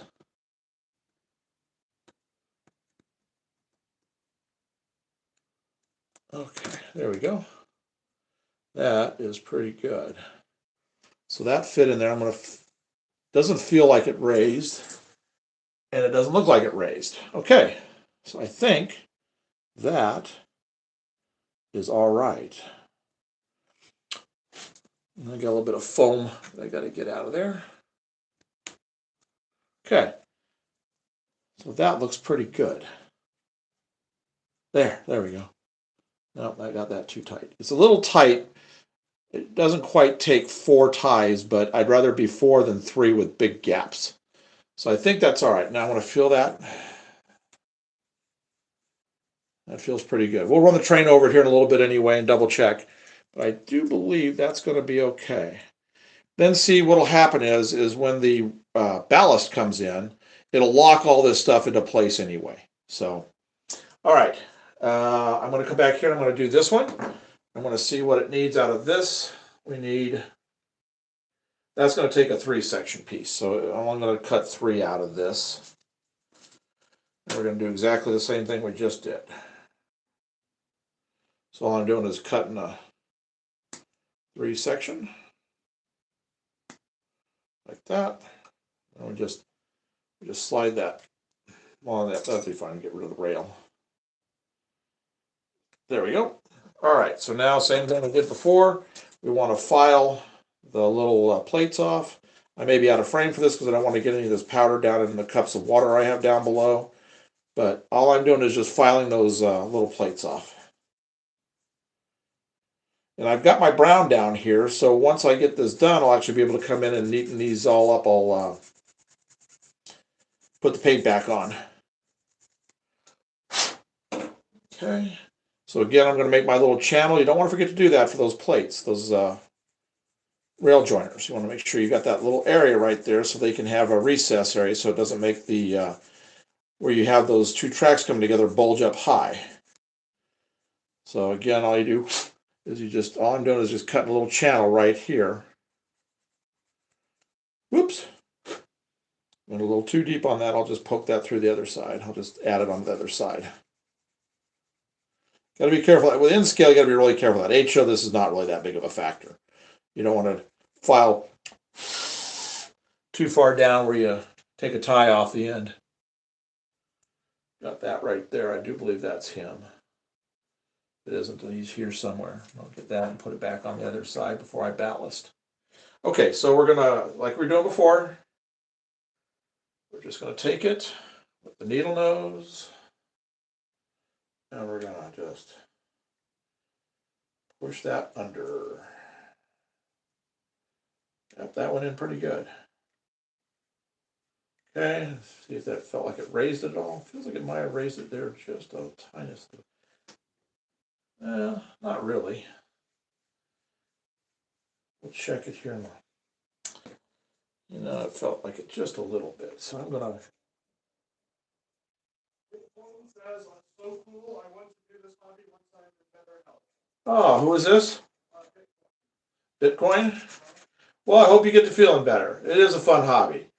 And it's a great thing, even when you're not feeling good, it's a great thing to just take your mind off of stuff. All right, so I still have a 3. Is a 3 going to work, or am I going to need a 4? I'm going to need a 4. So, same thing. We're just going to cut 4 off of here. Like I said, I'll be testing all these tracks again as soon as we'll be running every train here soon on each track as soon as I get these on, just to make sure I haven't messed anything up. Okay, got my 4-piece. Gonna get those little nibs off right there. And then the same thing. I'm just doing the same thing all over again. All I'm doing is just filing those things flat and making the channel. And then only have, when I get this jump track put back in, I'll just have the ones I got to put there. And this whole side will be done, which is nice. I got one over here, two over here I need to do.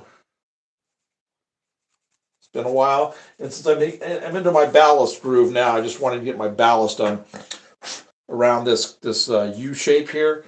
So I'm gonna get these all in right now, so that this week, if I have some time, I can start ballasting. Everything will be in place. So we're going to do some really good testing here, make sure we don't have any issues that are going to cause problems with the ballast. I've just about got the channel cut out that I was showing you guys. Safe Haven says, good morning, everyone. Hope you guys are staying warm back there. My sister got ice in Ooh, ice in Tennessee. Yeah, I heard there were some problems down in Tennessee. Well, thank you. Yes, we're trying to stay warm. We'd like to break this polar vortex we got going on. All right, so I'm all the way down here now. This should be the last. All right, 4 was too much, so we're just going to have to do 3. I thought 4 was going to be okay, so we're just going to cut one off the end here. It'll be a little bit bigger of a gap, but once the ballast is in, you won't be able to tell. Okay, that's pretty good. All right, so let's see here. Nice and smooth, nice and smooth, and I don't see a bump to it. Okay, so there we go. All right, so this track is now dry that we just painted. All right, so we're going to go ahead and put this back in place.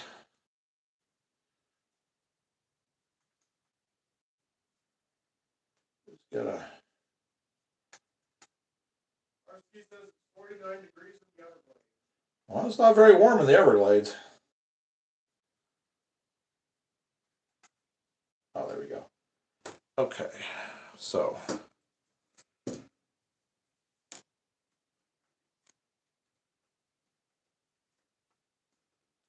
All right, so those are back in place. This is right here. My hand's going to be in the way for a minute. All I'm doing is taking this and I'm sliding the rail joiners back onto the other rail.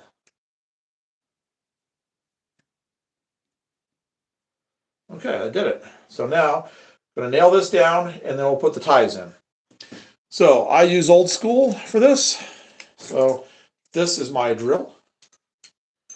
Let me get my hammer.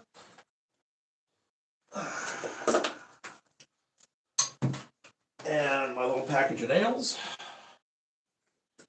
And I'll be ready to put this down. So again, if you guys have liked this, please do like and subscribe. We are trying to get to 5,000 subscribers. We're only a few hundred away from that. We got plenty of content coming, so if you've seen stuff here that you like, we got a lot coming. All right, let's see. There's my 20s. All right, so I've got my little thing of nails. So we're going to put right here.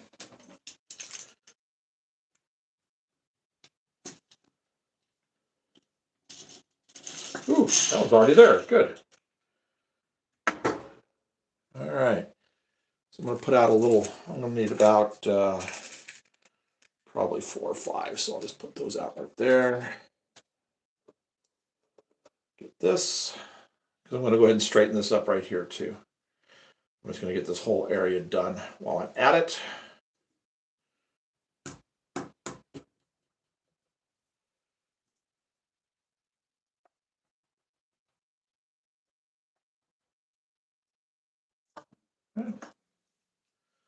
Now I'm just going to kind of try to line these up, line this stuff up.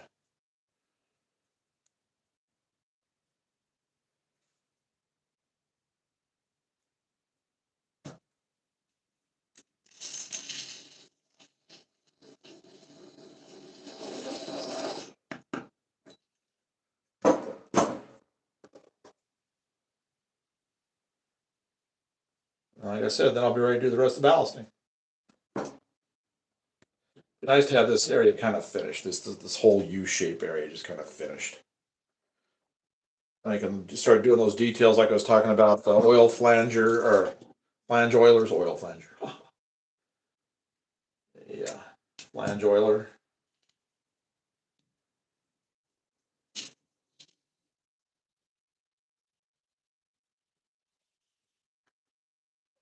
Jeff says, hey, how are you doing? Hey, Jeff. Doing good. Hope you're having a good day. We're just doing track work. We're going to be doing track testing here in a little bit.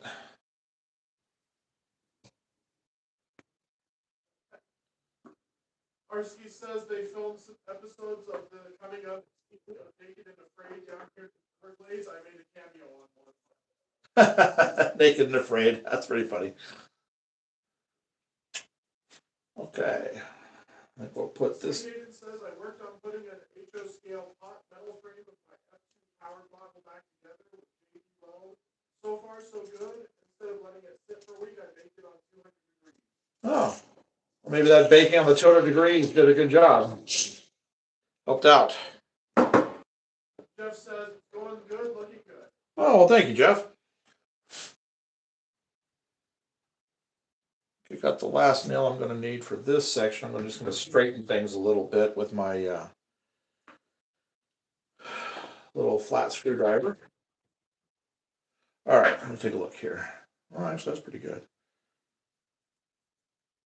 That right there. That right there. I want to go this way with it just a little bit.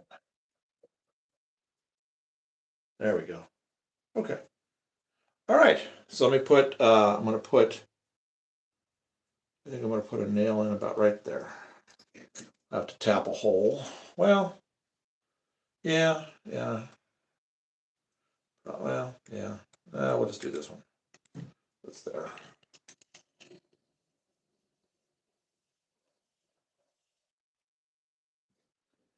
In this whole area right here, as long as I haven't screwed anything up by putting the ties underneath, we'll be ready for ballast.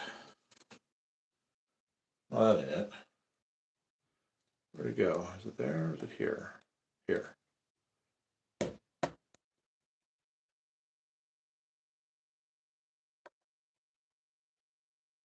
All right, so let's get this piece in and that piece in. I think these are going to just be twos.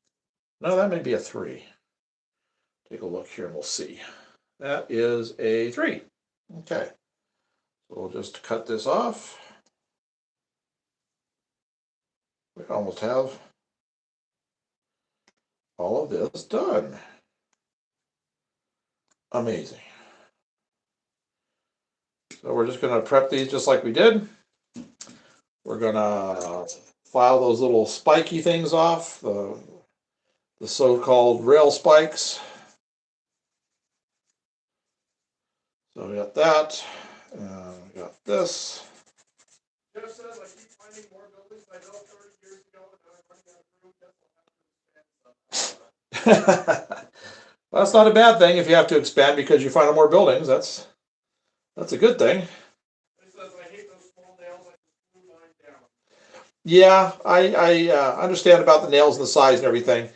Only reason I don't glue my track down is for this week was really a good reminder as to why I don't. When I had to take this entire curve out, right here because I had to correct things, I didn't waste my road bed. So I was able to just take, I guess it was about maybe 6 nails out of each one, and even though the other corner was ballasted, that stuff just came up beautifully. So it just depends on where you want to put your work in at, your time in at. And me, I don't want to be gluing more road bed down. So, all right, let's get this underneath right here. Again, those little channels I made with that square file will do a pretty good job once I get this. There we go. Almost. There it is. Okay. Doesn't feel like it raised it. No, it looks all right. Okay. I'm probably going to touch all of this up real quick once I get done, just because I just want to have it finished. Now, is this a 2 or is this going to be a 3? No, I think a 3 is going to be too much. I think it's going to jam it way too much. So I'll just do a 2 there.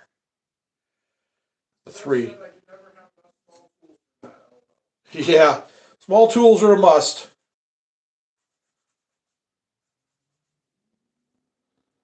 We just about got this right here.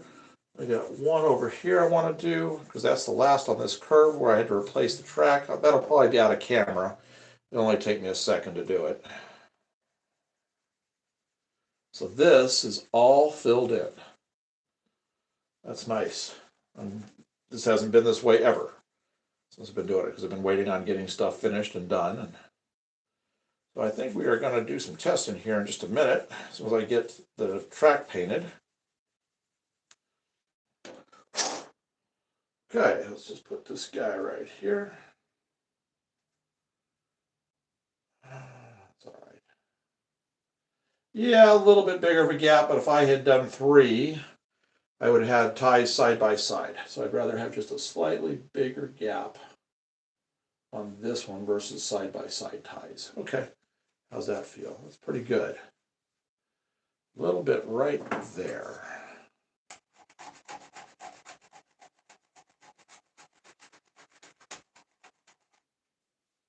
That helped. Okay, let me get this one down here, and then we will do the last bit of painting touch-ups, and then we'll do some testing. So let me see how many this is going to be. I can do 4, I think. Tight. The end's not completely, though. Not too bad. All right, so again, all I'm doing is just the same thing I've been doing. Just getting this, and then that'll be it. We'll just do this, and then we'll touch everything up.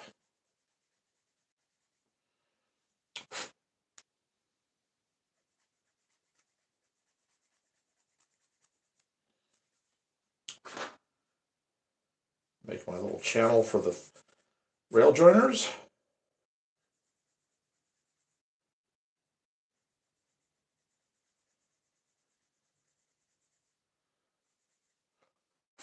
Again, if you'd like to, please like and subscribe if you like what you've seen. We'll be doing some run videos this week and some more build. I got a lot of stuff. Probably Friday we'll do another build day. I'll finish up the Leviathan Tower. If you've just joined us, hang out for a little bit. We're going to be showing a quick layout tour here in a sec. If you haven't seen our downtown area and things, and before we get started doing the runs. What? Rebecca says hello. Hello, Rebecca. Safe Haven says I'm building structures for when I do have my layout space. That way I only have to finish detailing them and placing them as I work through each section to make it lighter work down the road. That's a good way to do it. 30 buildings so far. How many buildings so far? 30. Oh, that's pretty good. This guy says he doesn't have the layout yet, but he's just doing the building to save himself some time later. So that's always a good thing to do. Come on. Oh, you're really going to be a pain right here, aren't you?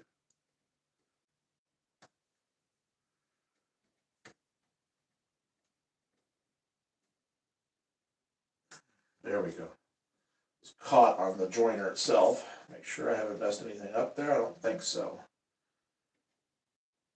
Okay. All right. So let's do some quick touch-ups. So I've got my paint here. Now I need a fine brush. Here we go. You know, I had one around here from when I was doing Homer Simpson. All right, so I'm going to get some water back, some more of the thin brown back into this. And we'll start doing the concealing. Okay. So just going to do just some quick here. Once I'm out of the way, you'll be able to see what I just did. I'm just painting a little bit of the brown on the ties right there, outside and inside both, where it's scratched it off. And I'll take a little bit of that off, get it back down to the black more. won't be brighter than the other ties. Oh, okay, that's not bad. Get a little bit of the really wet stuff here. Put that there. Okay, so now I'm gonna get a little thicker paint. We're just gonna come in and dab all the nail heads along here. Start hiding stuff.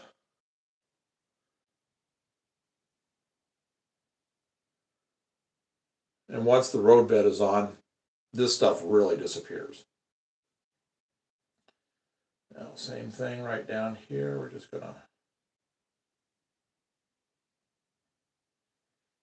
get those ties.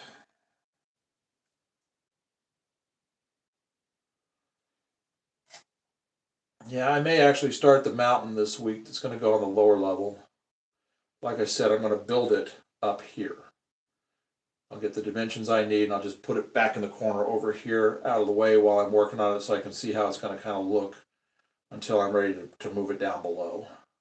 Michael asked, can you zoom out for a moment so we can see the picture? Yep, we're about to. Somebody asked if I could zoom out to see the bigger picture. We are about to show the whole layout. I'm just finishing up these little nails right here so that I'm kind of done with this whole section. And then we're going to start doing some testing. We're actually going to start running the trains to see if I messed this all up or if we're doing okay. So give me just a couple minutes here as I finish these little areas. All I'm doing is just getting these shiny nail heads finished. And I'm going to get this little area right here where I just put these ties in. So it all just kind of blends together. I don't have just this big black hair. This gray will all be hidden right here. I may actually paint the gray back on it, the elephant gray that I use. Before I start putting the ballast down. So if I have a thin area there, at least I'll have the gray back underneath. Okay. Yeah, we're just about that. All right. I think that's probably pretty good for right now. I got a couple little spots here and there. I think I got most of them. Okay, I think we'll do some testing now.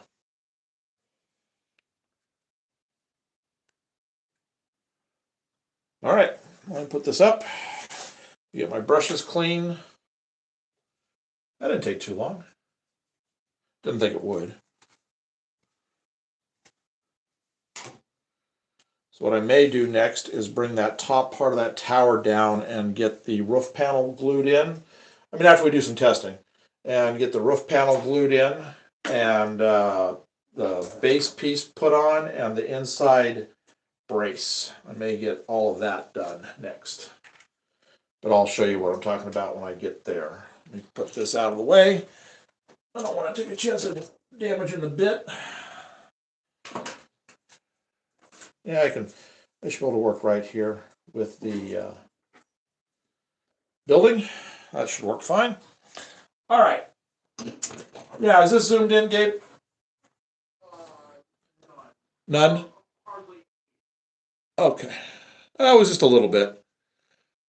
Okay, so you wanted to kind of see what it is. So here's where we've been working. I've been getting this patch piece finished. It was right here. That's all done. It's all pretty well. I'm hoping that I didn't mess this up right here, this little joint up right here. Hopefully that's okay.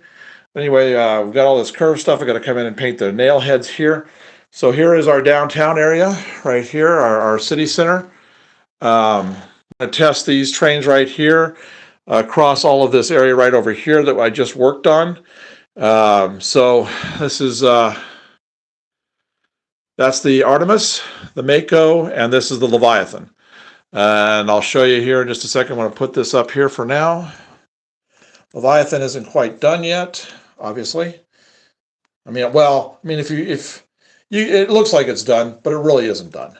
I'll show you here in a sec.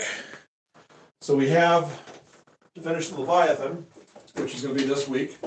We'll probably do the build on that. This is the final. This is the final level, the Leviathan. It goes up here like this. So you can see how tall that's gonna be. This is the section I'm gonna work on here after I get done doing the testing. This is gonna go up here like this. And on top of that, we have the cap. This is three pieces. This goes on top of this, up on top like that. So that, He says, and the impressive crane. and the crane, yes. So that is what that's gonna be. All right, so now we're gonna see if I hosed all this up over here or if we're okay. So I'm gonna we'll test the inside track because that's the one I'm worried about the most. So let me do a swap out here. I'll have all these feeders taken care of, like I said before, pretty soon. I'll just have a plug and play system in place. Right now it's just what I've got. All right, so we're gonna be testing come in here for just a second, I wanna go wash my hands. Yep. In case I need to move trains around. Michael asks, who gets to put the mural on the wall? Oh, wants to know who's gonna get to put the mural on the wall. We're actually gonna get a photo background. They're usually about like this tall or so, like that. It's gonna go up about 2 foot. I'll take a piece of the paper over, cut a little corner out, take it over to Menards, have them color match the sky blue, and we'll paint all the rest of the sky, all the rest of the wall the sky blue. So that's how we'll handle that. All right, let me go wash my hands. Hello, everyone.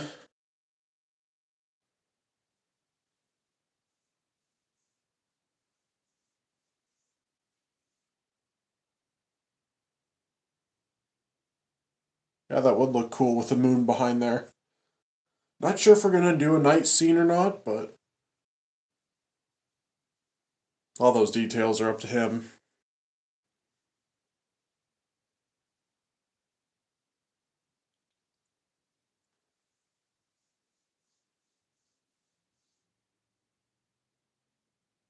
Yeah, there's quite a bit of like Art Deco influence. John. Hi Arsky, how you doing? Okay. Michael says you ought to do a 3D moon. A 3D moon. In the background. Yeah, you've got that one. Oh It yeah. was on your wall that lights up. I think it's in my closet. That's pretty cool. Where it sticks out like a half curve, Uh-huh. and then it all lights up. That'd be Yeah. pretty neat. Even has the phases. Yeah, that's true. Okay, I want to wash my hands because if I have to handle the engines or stuff, get them back on track and everything while we're testing. I had a lot of black on there from filing the ties. I just don't want any of that going on I always try to keep my hands really clean when I know I'm going to have to be handling the engines. Okay. Jay says I saw the elevator crew installing in the skyscrapers. Yeah. Well, actually, things gonna be really cool is we have this crane right now that we're going to use temporarily. I'm going to have a line come down and have beams, and we'll place that over when we're doing when we have partial buildings finished. But we actually found those big boom arm cranes. I found an STL file for that I'll be making a fake top to put on the top of the building. So when we're working on them, you'll have this huge crane sticking out, and we'll have stuff on it like it does when it goes up the building. It'll be just way up top. So we'll have that fairly soon. Let's see. Great Northern says the moon's a cool idea. Yeah, I hadn't even thought about that idea. That's a good idea, just putting that in the sky somewhere. Because then you just leave it off, Oh, Arsky said hi earlier. He said, good, just mowing. Oh, good. Jerry says, wow, just stumbled upon the stream. This looks like a really ambitious project. How many folks involved? Just me and my son. We're the only ones working on this right now for the current time. He does all the 3D printing for me. I give him the files I want. I find them on Thingiverse. Those are always free. And then he does all the work for me, tears them apart. He makes what we need to have out of them. These are all heavily, heavily modified files that we found on Thingiverse. He's taking them in. I mean, this building right here is only supposed to be this tall. This one was only supposed to be this tall. And he takes them and he makes them modular out of them. He makes a modular system out of them so we can make them any height we want to make them. So yes, it is an ambitious type of a thing. Oops, going the wrong way. Archie says Aurora Borealis as the city backdrop behind the city. Might be Aurora cool. Borealis, yeah, to go with our northern lights. That'd be pretty cool. Our theme. Yeah, that would be pretty cool. Okay, so I'm gonna get the camera now that we got this going, and we're gonna watch over here. Are you gonna? Yeah, we're gonna just test and see. All right, so we're gonna follow this guy around, and we're gonna check and see how we did in the area that I just did all that track work. Kick it up in speed a little bit here. I just want to make sure we don't have any derailments. I'm a little worried about this right here. We'll see. Did a little bit of a clunk, but it didn't derail. I'm going to have to do some adjustments there with that. It looks like it may be a drop off. We'll watch it. Let me get it up to speed just a little bit more. Get kind of like the standard speed we're going to be running through here. That's still a little slow. It is. It is a lot of fun, a lot of imagination. We're having a good time. All right. Looks like we're okay here. Asked what? A private project? Well, no. I mean, yes for now, but we will be opening it up to the public for people to come and run if they're ever coming through the area. We'll just have to set up a time that's good for everybody. And then if people want to come, we'll have a plug-ins over here on this side where you can just plug in and be able to run some trains. All right, what is going on right here?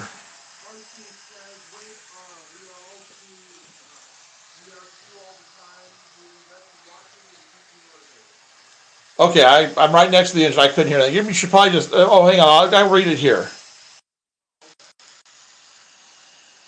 I think. Looking good. Thank you, Steve. A little top heavy. On the container, yeah. That's not bad. All right, I think I can probably get that fixed where it's going to be a little better. And I am going to add more weight right down here in the bottom container so it's a little, it doesn't shake as much. We'll take a look here. Then we're going to test the middle track because I did work on the middle track with some of the ties too. So we'll just start running everything and we'll just check them all. Actually, I did ties on every single section, so. All right, I think I'm going to have to work on that far side right there, but I'll do that another day. I'm not going to mess with that now. Right now, it's not derailing. It's just making a little clunk. You can actually see that the container's actually shifted a little bit. The top one has. So it's actually a fairly decent clunk. Let's get back over here. I'm pretty sure it's going to be the back side of the rail right there. I can raise that up. That's really not all that bad. But see, I don't have those containers glued together yet either. So I think once I do that, it'll solve the problem. We'll let it come around one more time and then we'll set up the middle track and check it. I was just worried about when I was putting those ties under that it was going to cause a real problem, but it seems to have done okay. But right there is the issue. It's really not all that bad of an issue. So, all right, let me slow this guy down. We'll change tracks out. Let's see here. Okay. So go ahead and fire off questions while I'm changing tracks. Yep. I can scroll here. Let's see. Great Northern says that would be a fun trip. Michael says add some more cars. That should help, I think, brainstorming. Yeah, it will. If I had some more on there, it'd probably drag it and give it weight to where I'd pass over that easier. Just doing, I figure if I can have decent operations with one single light car and I don't have any derailments, I'm actually doing fairly decent. So, but I like everything to run smooth even with minimal amounts because I may just have a time where I'm running like maybe a track inspection car or something. So I try to do it to where it works always. Jerry says, okay, I'm going to your homepage. Looks like fun. Oh, well, thank you. Yes, and you go to the main page, homepage, we have over 1,100 videos for you to look at. So there's plenty there. We got reviews, we've got, builds, we've got, great run videos, everything. So there's a lot there to see. Mermaid says I miss train cabooses. Yeah, I kind of do too. We have down at Rochelle, the local BNSF track, I think it's a maintenance train. He runs back and forth a lot. Oh, it's just one engine, two boxcars, and he has a caboose. So we may get a caboose and have something like that. Michael says get the hammer out, solves everything. Yeah, I think what it is, I think it's a dip down on the track. I think what I need to do is just put a little piece of cardboard or paper on the backside before I get the ballasting going and raise the back up just a little bit on that far track. For some reason, right there, where that's at, the roadbed that's to the right is a little lower than the roadbed to the right, and I don't know. There's not a wood. I'm not sure what the problem is because there's not like a splice in the wood right there. The decking is fine, but I'll get it worked out. I'll get it shimmed, and it'll be fine. Steven says, looking good, sir. Ever think about adding graffiti on some of the cars? We'll show you in just a minute. Who is this? Steven. Steven, just wait just a sec, Steven. You'll see a train coming around. It's got a really cool one. I'm going to have graffiti on almost all the cars, and most cars will be weathered. This isn't the one that has them on it, but I'll show it to you when it comes around. All we're doing right now is just testing to make sure I've got these splices in over here with these ties. This one I added. I put them here. I put them here. I got two down here. I got to check. You want to kind of aim down this way, Gabe, so they can see it. Yeah. Did fine there. Did fine there. Perfect. Okay, so the new ties that I put here and here on that one are working perfectly. Safe Haven says I collect cabooses. Yeah, cabooses are fun. We were at the Monroe train show? Yeah, I think so. Oh yeah, yeah. No, it was Stevens Point last year. Maybe it was Monroe. Guy had, 30-something cabooses on, and all it was a caboose train. Yeah, that was. Uh-oh. See, I'm having problems. I had a feeling there might be an issue with this coal car. These coal cars, since I can't add weight to them, have been a problem.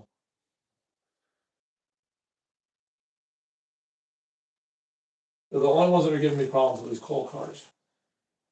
Michael says, better yet, give everyone the opportunity to put their names on a car. Yeah, and actually, we're going to have a way that people can actually, we're going to have a voting when it comes time, because eventually, is he off track again? No.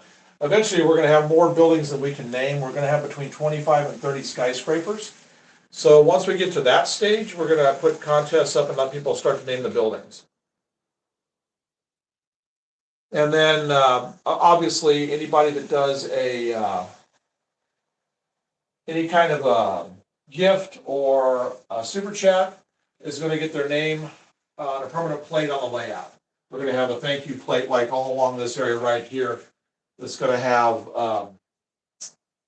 all the names. It's reconnecting. Oh, that's fun. It does that again. Yeah. And also channel members as well. Channel members will also have their names. Yeah, we have members and gifts. Yeah, well, members, obviously. Mm-hmm. Obviously. Yeah. We're also having some exclusive content coming for members. We've had 2 join our channel membership in the past week. Yes, thank you. So thank you to both of you. Every dime that comes off of either memberships or the gifts or the super chats goes straight back into this to give you guys more content. We're trying to keep everything fresh and new. What I got to do now is I've got to get more rolling stock and more engines. And so that's why I'm going to open this up in about 2 weeks of doing trades for the buildings. Not these buildings down the layout, but doing the same buildings, doing prints on the same buildings. Okay, he's tracking fine now. Yeah. Okay, let's pull him around and then let's get the outside track going just so I can test it. Daniel says, hey, I got a Genesis Big Boy, and when I unplugged it to set it in the box, I accidentally tore a cord out of the plug. I don't think I have a warranty on it. What should I do? Actually, is the wire that came out, is the wire bare, or did it snap off and leave the bare wire inside and all you have is wire that has the actual coating around it? Because if you have the wire, if it just popped out, and you have the wire on the end of it, you can probably get it back up in there. Just wedge it into place and use a little bit of like super glue or something on the outside, not a lot, just a tiny little bit to hold that wire in place inside the clip. Let's see. Oh, Arsky says, car, I want a tower. All right, so let's see. I've checked that one. So now let's check the far track. And this is what the guy said about graffiti. You'll see we actually did a live stream on Thursday where I painted the Homer Simpson graffiti car. It's a real car, and it's on an auto carrier just like I did. It's not the road that the car is on. It's on a Canadian National. The real Homer Simpson is on a Canadian National. But I did mine on, what was it? Conrail? Conrail. Because I like the brown car. I had a yellow car. I could have used the yellow car like the real one is, but I like the contrasted colors of the brown versus the yellow. Cameron says hi. Hi. Safe Haven asks, how old is the Genesis? I have two SD70 ACE Genesises, and they have a 1-year warranty. How old is it? Yeah, he'll have to. When it was manufactured? That I don't know. Yeah. I don't know when they manufactured those. So when did you get yours, Daniel? If it's a newer one within the past year, then yeah, you may have the warranty on it. I'm going to check this, I think. Okay, that did fine over where those new ties are. This is where the other new ties are. Doing fine. Okay. I'm going to take the camera so that you can see the graffiti now a little better, because when it goes by, it's not going to be... Yeah. Okay, so let's let me turn the speed up on this just a little bit. So here comes our big graffiti. There's the big Homer Simpson. That's exactly how big it is on the real car. It's like I said, it's on a yellow car. I could have put it on the yellow, but then it would have died a little bit, so I just put it on the brown car. Get down there a little bit so you can see it a little bit better. I have the template. If you want the template that I used, I did a freehand drawing of it. Where did I put that? I've got it around here somewhere. I can make a copy of it. If you pay the postage, I'll send it to you. Love the what? Skyscrapers. Well, thank you. So yes, so these are all, I've got another set of weathered containers here. A few more cars. This one's finished. I just got to put the wheels back in, get this one done with the black weathering on it. I've got all those set to go. So those will be adding onto the back of this train fairly soon, along with some extra of the auto racks. I've got a few more of these on watch on some of the stuff where I've got some sources. Let me back this up so you can watch it go underneath or in front of the, well, underneath the towers. So we'll just kind of do this right here. I'll let it pass. You see it coming around the curve here.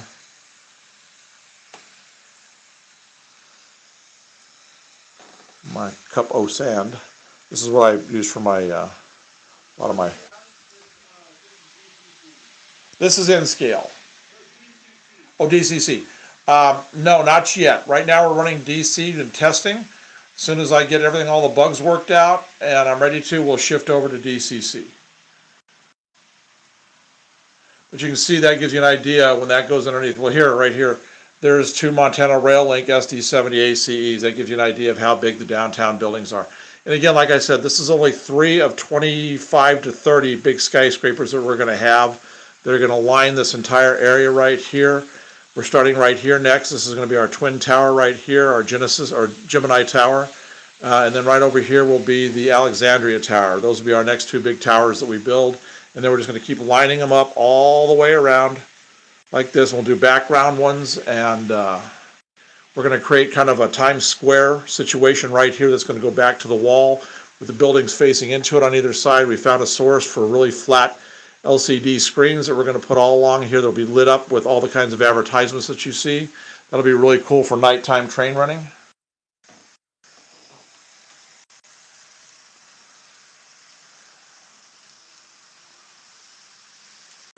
Yes, we are going to have a city backdrop behind the towers. It'll be a photo of here up to about here of the city. it'll wrap all the way around here, the blue sky above. I'll take a piece of the paper over and get a paint match for the blue, then I'll take the blue up. And that'll be wrapped all the way around. And down below, right here, we're gonna have, this is all gonna switch across, blah, blah, blah, right here to the Helix. For some reason, I can never get that name in my head, Helix. So the Helix is gonna be right here. It'll go up a little bit to get from this level to this level and to our elevated track level, and then it's going to go down to this level right here. And it's going to go back here like this. I'm actually going to start the mountain here fairly soon. This whole back here will be mountain behind my work table. I'm going to build it up here and then transfer it down there. So that's all coming.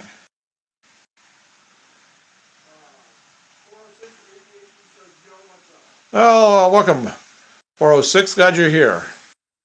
Yeah, then I have to agree. That 1943, I really enjoy it a lot.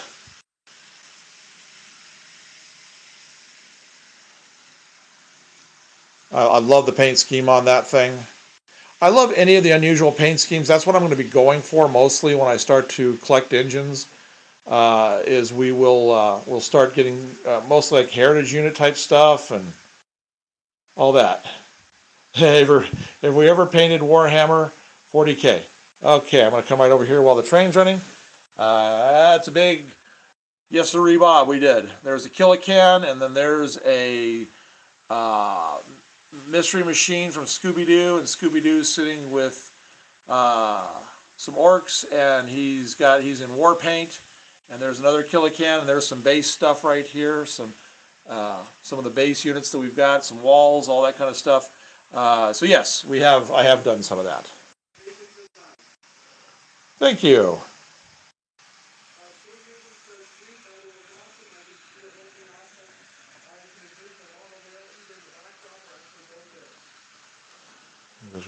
Well, we with the elevated track, that kind of does the look of the monorail. It's going to be going all the way back behind here. It's going to be 2 tracks that go right through like this. We're going to have a road, car road underneath. The elevated track will go back behind these buildings, between that and the set of buildings behind it. It'll come up to our convention center. One track will come into the convention center with a station stop. The other track will wrap around the back side of it. And those 2 elevated tracks will come back together right over here. And they'll come back in over right here. And then it's going to cross over here on a double bridge overpass type of a thing. And also right over here, when it comes off, that's where it's going to connect to the Helix to be able to get down to the other levels.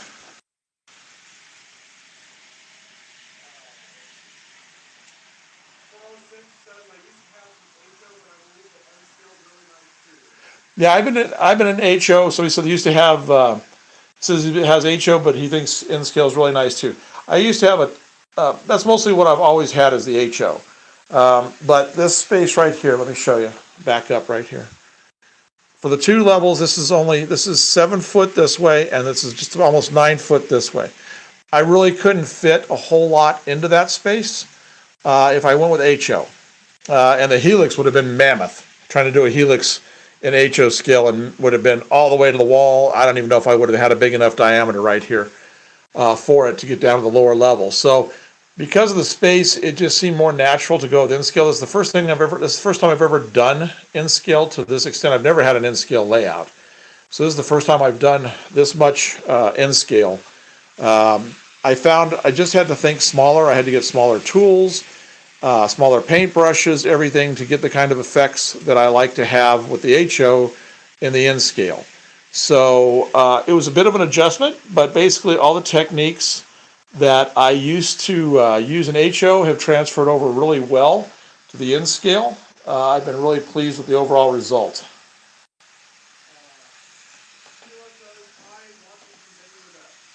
Oh, well, welcome from Bangladesh.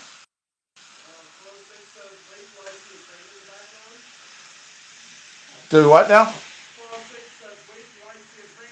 A crane in the background. Yes, by golly, you do. We just built this crane right here. We did a video of it. It'll be in the member section. But this right here is going to be our temporary crane. I'll have a little line coming off this with I-beams. You can see it would have reached this level right here. Whenever we start a big, like when we start the Gemini and it's going up in sections, This will be swung over and it'll be working in the Gemini area. And then we're going to be doing that thing with the huge boom arm cranes that are on top of the buildings. We'll be getting some tops that we can put on the tops of these buildings that will look like they're going up. So we're just going to make this just for some visual interest. So we'll be doing that. So yes, we do have a crane. This is an HO crane, but I'm going to scale the cab down a little bit and make the windows a lot smaller. And it works for the height that we have here. It's fine. It'll work until I get the big boom cranes in. Do we have any planes?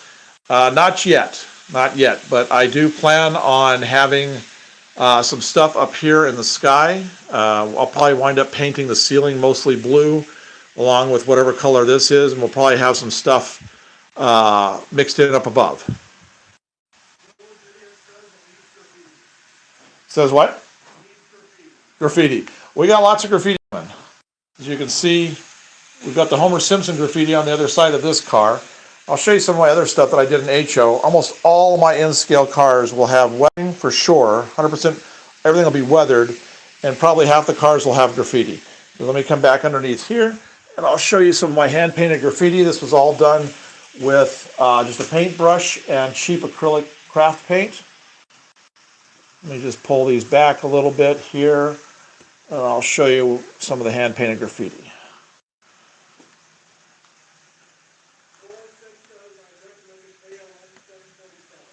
Okay. All right, so these are some gondolas that I did. This is Ichabod. You probably know that tagger. I painted, like, again, this is all painted by hand with thinned acrylic paints. There's the Just in the background. So these are, even though I'm not doing HO anymore, I'm going to keep these. These are staying in my personal collection. I'll put them in my display case. So yes, I do love doing graffiti. Absolutely love to do it. So I'll just be scaling this down using the smaller brushes. And like I said, there's the Homer Simpson that we did the live feed on Thursday. I showed how I painted that. So we'll be doing other graffiti cars. When I start doing the big 86-foot height cubes, I'll be showing those when I actually do them.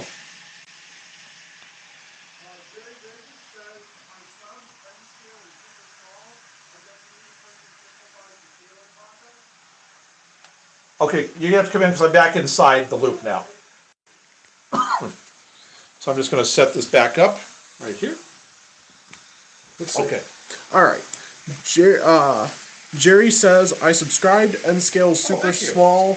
I guess 3D printing simple for the scaling process? Yes, it does. That was one of the turning points for us whether we were going to go with N-scale or not, was getting a 3D printer. There is a lot available in N-scale, but for what we were wanting to do, there wasn't, if you didn't want to spend a fortune. For example, this big Leviathan right here, the big tower that we're going to be finishing off this week. The height of that, if you were to buy, there's a couple of custom model companies out there that do big towers. I priced that to see what that was going to be. And the price on that was going to be about $900 to $1,000. We did that for a fraction of the cost. The printer paid for itself after the first print. But you got to be able to do the files, and that my son is extremely good with doing the tearing these files apart and making what we need to towards a modular system. I mean, we could have gone up another foot or two if we had the ceiling height, which would have been good on like some of the tall stuff, but we're good with what it is, or we can make them shorter, either way. So because of his ability to do that, that he figured out, he had to do some learning online about how to do it, but he was able to do it. So now I just tell him what I want, and we give him the basic file, and he just has at it. And about a week later, we have everything printed for a new building, and we're ready to go. Village says, thank you for showing us. Oh, you're welcome. You're welcome. Get this back so it looks like it's hanging over the track. Safe Haven says, I like Oval Helix. I think it allows for better operation for up and down switching and multi-level access with track work versus just using curve track update up and down. Oh, so an oval helix versus a circular helix. Yeah, I'm not sure exactly how we're going to go about ours. Just yet. A lot of it has to do with space, how much room we actually have. and what I want to do with each level of the helix, because it's going to have to do more than just getting from this upper shelf to the lower shelf. Because there's all kinds of little areas over here that we have to get to multiple levels. Plus, I've been debating about, in the middle of my display case over on this wall over here, I've been debating about putting an entire diesel service facility in with a jump track off the helix. So I think we're going to do something like that as well. So we have a lot of engineering we got to figure out on this, but we'll get there. Yeah, so, but when we get ready to do this, we're going to be, like I said, we'll be willing to trade. We're not going to sell any of the buildings, but if you've got stuff that we're looking for, we'll be willing to trade for it. So if you have any interest in that, just get a hold of us. Our email is in the channel description. There you go. And that way we can set up and talk with you about it and what we're kind of looking for. And that'll be the way that we're going to try to get more rolling stock and motor power. If you've been enjoying the stream so far, please do make sure to like and subscribe. Yes. It really helps us out a lot. It helps does. boost the stream up into the algorithm so more people can see it. And also, go back and check out some of our videos. We got a ton. We have a whole section for product reviews. I'm not sponsored by anybody. Well, we're not sponsored by anybody. It's just the materials that we use. We've got a whole bunch of stuff on product reviews. We've got great run videos. We've got good layout videos. We've got fantastic live videos. If you go back and catch any of those, especially the shorts don't count as much, but we got a ton of those. But if you can go back and you have time to check out our regular videos and the lives, that would really help. That's what will really get us up into the algorithms. Jerry says, I think it'd be cool to do a science fiction theme, have a spaceport. Will you possibly include light rail / metro cars? Well, I'll tell you what we were actually thinking about doing. It's still in the works as far as the science fiction thing goes. It's spinning around in my head how I want to do it. We're thinking about coming along the fascia right here. I've got to put the piece across right here. We're thinking about coming across when we get the fascia put on, which will be the masonite. We've been thinking about taking the foam like I've done with this rock and coming along the bottom of this and doing rock, but making it like really jagged, really just like been torn apart. Having the pipes coming out with water pouring out. Electrical lines getting some of those little arc things inside where you get the little flashing electric like lights like the sparking going on. All along here, where it looks like what happened was this intersection right here, kind of like in the Avengers where they came down and they just like ripped up that entire part of the city out of the rock and everything and took it up into the sky. So it looks like this whole center section here was ripped out by aliens, and all that's left is all the stuff that's hanging out, all the services.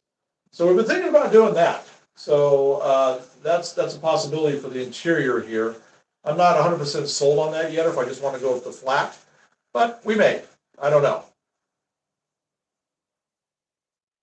Safe Haven says saves a ton on pocketbook.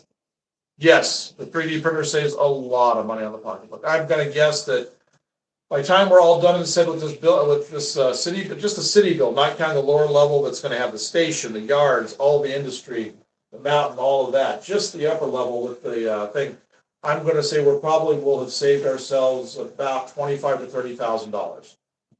That may just be in figures alone because we're going to get a resin printer this summer. And to populate this city, I'm going to need between 25 and 30,000 figures.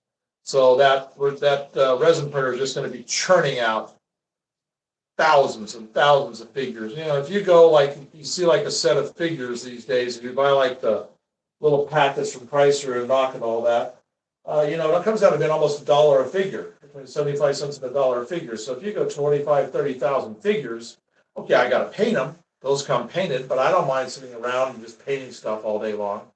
Look how much money just that is going to save us, not counting what we saved on the buildings. That figure I told you, the $25,000 to $30,000 was just in the buildings. Great Northern says, thanks for a great stream, guys. Got to step away. Oh, okay. I'm glad you were here, Great Northern. Look, this week, there'll be stuff coming up. You'll have that first membership video here pretty soon, and possibly a members run one night really late. So, but thanks for being here, and thanks again for becoming a member and supporting the channel. To Wicked Dead, we have a Bamboo Lab A1. That's what we printer. have. Yeah, well, that's what you're telling them, Dan. Okay. Yeah, let's see. Arsky asks, any new product reviews coming up? Probably, yes. I have some car reviews coming up that I've got to get through. I know there's been some new materials that I've come across lately that I want to review. I'm not gonna say what they are just yet, but, we'll be doing some good product reviews, within the next week or two. We'll be getting those up. We do have our latest, video coming up from Menards. It's been about 6 weeks since our last one. We thought they were tearing the whole thing down and putting all their Christmas train stuff away, but they've actually restocked it, added new stuff. So we've got the latest video of that coming by. That's kind of a product review. But as far as actually like glues and things like that, there's some stuff that we'll be showing here fairly soon. William says, watching from Las Vegas. Oh, welcome from Las Vegas. Well, Jerry says that's a really creative idea. You'd have to incorporate some subway tunnels too. Yeah, we would, because we're actually gonna have a subway. We've been talking about that, and we're actually gonna cut holes in the fascia where you can see the subway, underneath. We'll have a loop that's gonna go, right along the front here, and each one of the walls will have a viewing window where like the station, and you'll actually be able to see the subway running. So we might do on that opening is we just might make it a little more jagged around it, like it actually you can, like almost when this thing ripped up and out of here, it actually expose the certain areas of the subway. Kind of like you see the guys do when they build a mine and they have it, you can see all the mine shaft and stuff. All right. So how long have we been on? 2 hours 26. Wow. Okay. So we'll probably go for. I'll probably work on this. We'll get that done, Yeah. and then we'll probably call it a day on that because I really want to get those. I really want to get that strengthened up, and then I'll just be right over here on that. It's just those. Is it just 3 pieces on that upper section? Mhm. We just did the base, the middle, and the Base, middle, top. Okay. So I think this is the base piece. Yeah. So. Oh, Jerry says gotta go. Okay, Jerry, glad you joined us. Yeah. I think this is the middle and the top. Nope, that's the little one. This is the middle and the top. This is the middle and the top for the final level. This is the middle and the top for this. Yep. Yeah, because I'd like to have that finished. And then we'd actually put that on there, kind of see what it looks like on top. Yeah.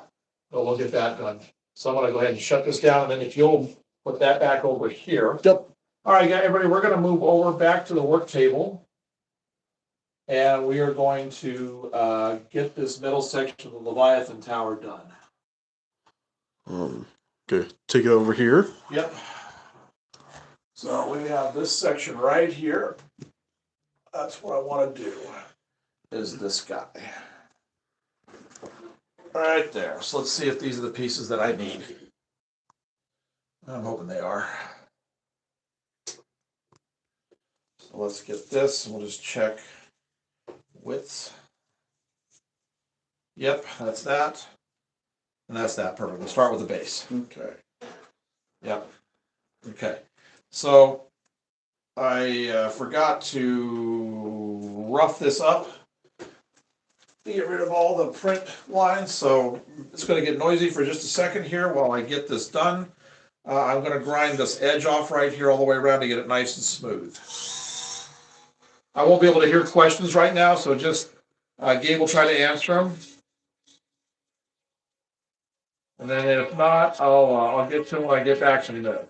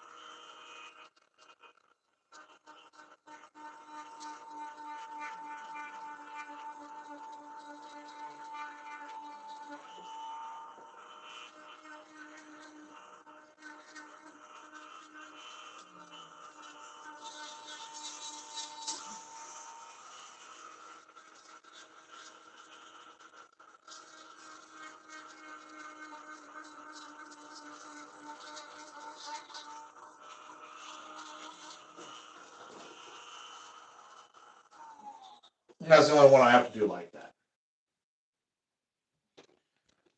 Finish it off, I just have to get rid of the melted gloppy parts. Gloppy parts. There's more of that great English. Glop. Along with my mushy on my road bed and gloppy on that. All right, so let's get rid of the gloppy section.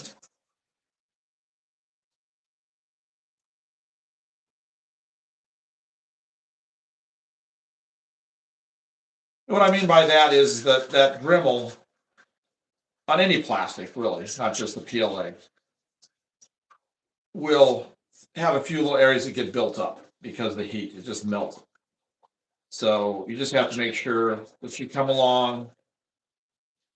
If you ever use a Dremel to smooth anything like this, you just want to make sure you get rid of those areas, those raised areas.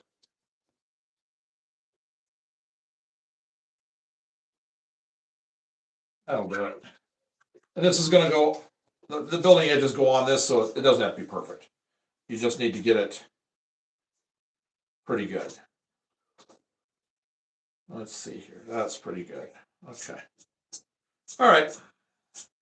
So let's see. It goes like this. All right. So I use, as I've talked about before, but in case you haven't been with me, for PLA 3D printing, super glues and most glues just don't work. You got to find a glue that's specifically made for PLA. And this is what I use. It's Bondtech super plastic glue. So and it dries fast. So let me make sure I got a little paper towel here to do some dabbing with.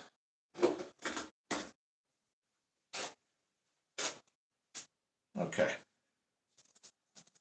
So I'm going to have this facing me this way because this is the front of the building. So we're just going to put this right here for right now. Okay.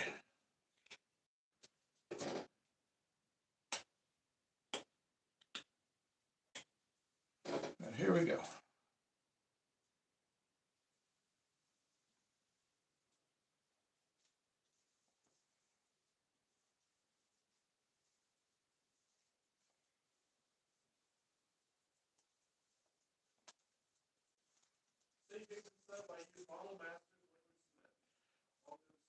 Yep, that's good stuff for just regular plastic. This is not regular plastic though.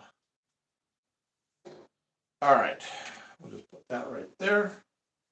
Get my piece here because I know I've got a little too much in spots. It's just like regular super glue, you don't want too much. So I always just come in and I just kind of dab off the excess. Just make sure there's a nice even coat. Dab, dab, dab, dab, dab, dab, dab, dab, dab. All the way around like that. There we go. All right, so super quick adhesion. So you want to make sure when you do this, you have it lined up as best you can to start off with. So I always start with the front edge because that's the most important. And we're just gonna do that.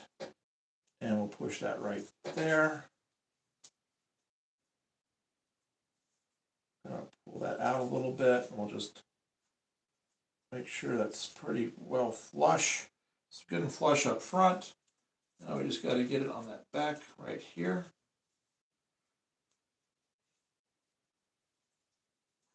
Push that forward just a little bit. Make sure this front, if the front edge is the most important, because when we start to line up the other sections that go in this and on this, as long as that front. Where did you get that glue or have order online? This glue I had to get online. We got, I think it was through Amazon. Is who we got this through. Not too bad a price. We got like 2 bottles of like $14, I think is what it was. Okay, front is good. So now I just got to spin it, and I got to work on the back, on the inside here. I got to push to make sure I get this, each set of this, going down the edge here. I'll make sure I get it nice and flat, flush. There we go.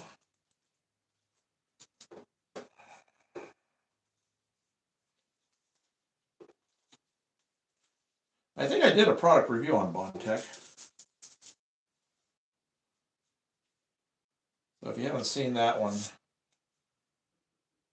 Crochet Lady says sound effects free of charge.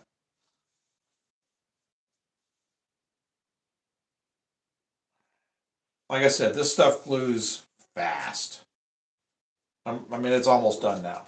I'm almost at the point where I'm not even gonna be able to adjust it now at this stage. Jay says looks high up, make sure your safety harness is attached. Looks like it's high up, safety harness attached, yes. Yeah, this is actually this building, what was it that we had? Let's see, I think this is almost a 60-story building, actually. By the time we're done with all 3 levels, I think it'll be a 60-story building. All right, so that's flush, and that's pretty flush. So we're good there on the front. That looks all right. Okay.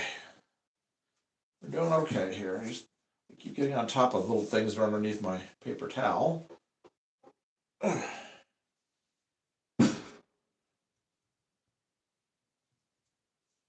What's under here? I don't know. That's pretty good.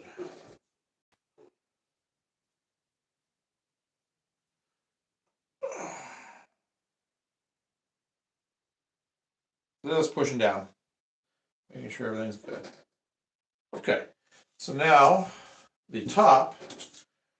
Now this opening, you'll notice, is a lot smaller than this, and that's because the next tower is narrower. So each section of this tower comes in about 3/4 of an inch less. So you've got to make sure that whatever your opening is here isn't going to stick out from your edges of your building. So we always make these a little bit smaller than what we have initially, and that generally takes care of it.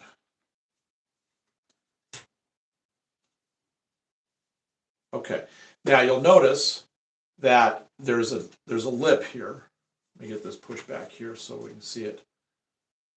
There's a lip over on each side right here, and that's to accommodate for the back panel to come up and rest flush against that. So that's why there is an overhang like this. So it is part of the design. This is all this stuff trying to think ahead as to what's got to be what and where, and so let me get this down like this. I want to make sure this, when it goes in, it's going to be nice and, yep, it's going to be just fine. Okay, so we're just going to turn this way a little bit.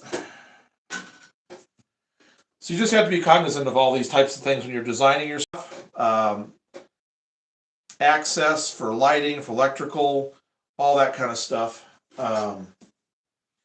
But bearing in mind what I was talking about, let's see, here's the pieces.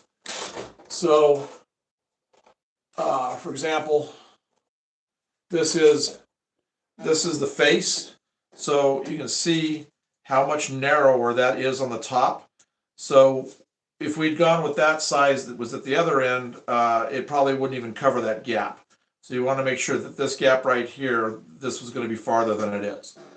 So it's just those kind of things you got to think about when you're doing your design work. He's done a fantastic job of accounting for that. All right, so let's take this off. We're just going to run our bead of glue right around here. Previously, we showed I used the Dremel, and this has all been ground on the inside right here and sanded. So we're pretty good to go right there. So now we'll just.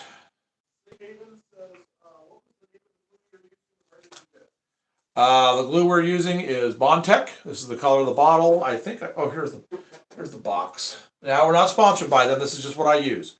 So this is this is the box that comes in. So just look for the big blue box, and that's what you're looking for. I've got another bottle over there. We had a good price on getting 2 of them, so I'm pretty well set for a while. A bottle will go a long ways.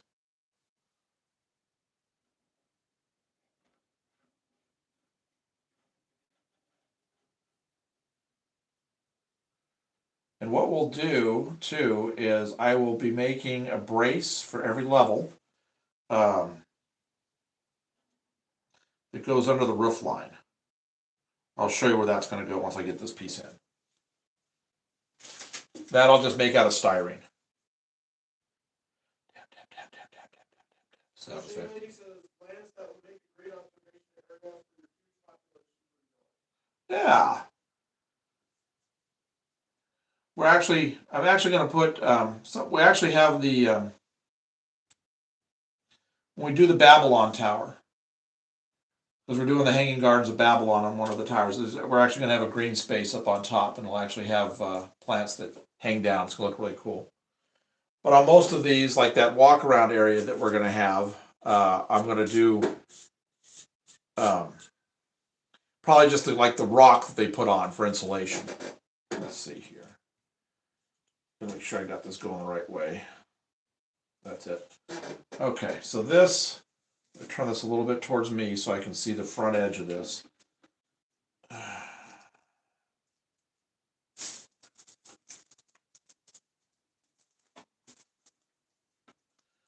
Trying to work quickly before it sets.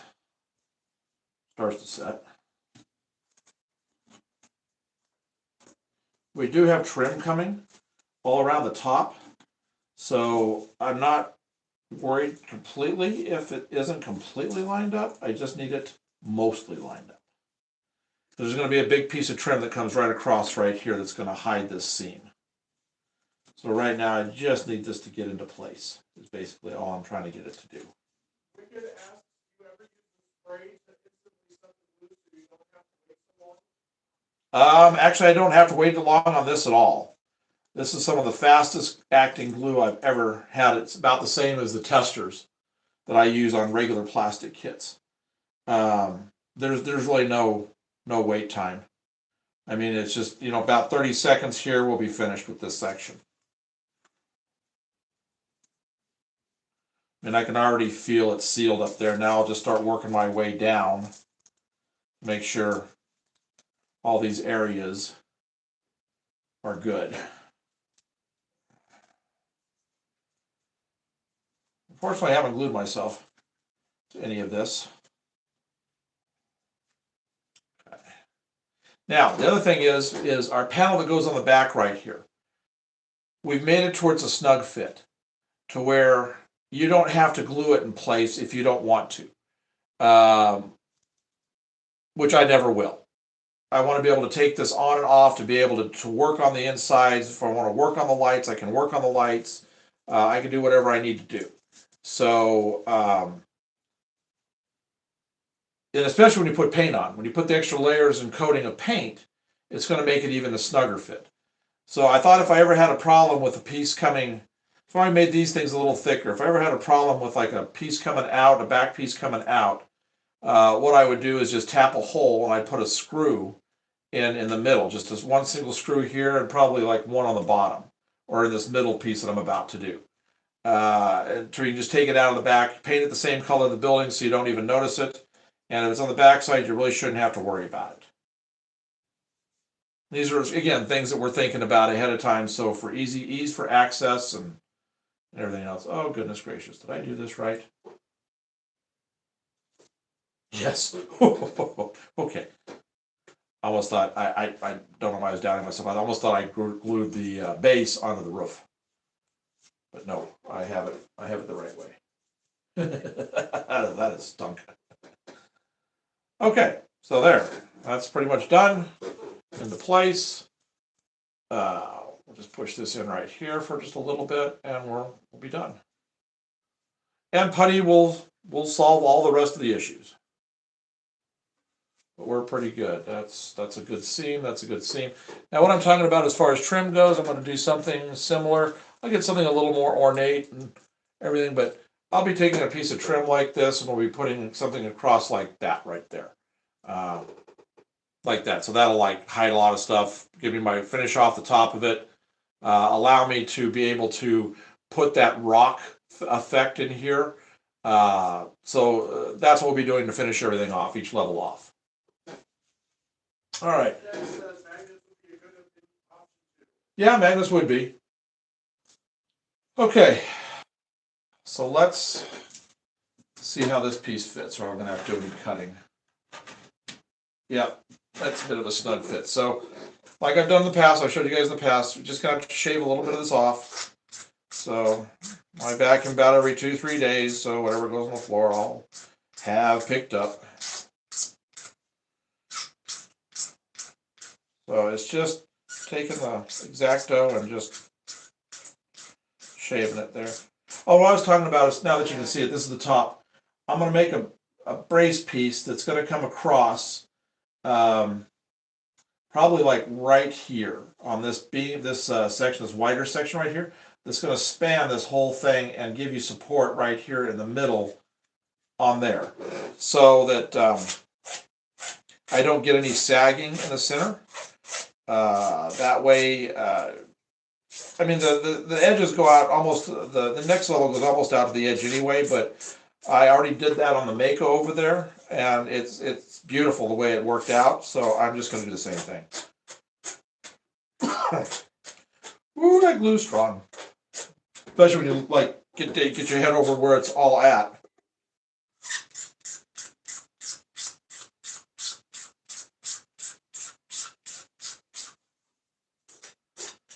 All right. Just about have this. I don't know if you can actually even see what I'm doing. I might be off camera right now, but all I'm doing is just like whittling almost. Yeah, you are. I'm not. Okay, so here is all I'm doing. Is I'm just taking this and I'm just taking a layer of this off so I can get this to fit down in there a little better.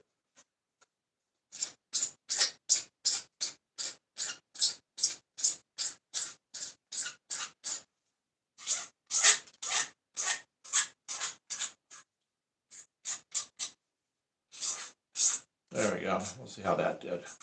Test fit with it, and if I take a little more off here and there, I will. Okay. So I'm going to go about right. This right here. That's where I'm going to go.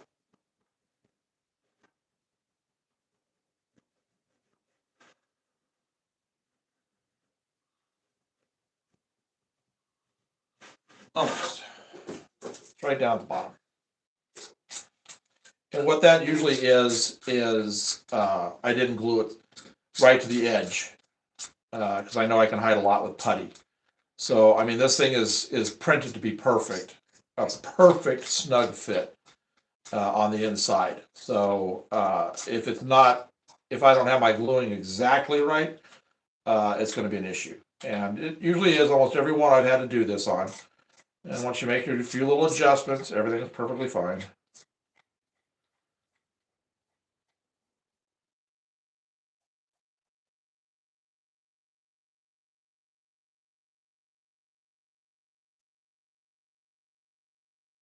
It usually takes getting down to where you can actually see the bracing inside of the piece that I'm working on here, that I'm shaving down. Because you can actually cut enough off where you can see the bracing. You can start to see it coming through right here from the print. When I get to that kind of a depth, I know I'm okay. I know I've got it pretty good. Well, it'll take a few minutes. We'll have this done. We'll set it in place. We'll put that tower on it. Tower topper. It's not where it's going to go. It's going on the next level up, but you can kind of get an overall idea of how that top's going to look on top of it when we get to that stage.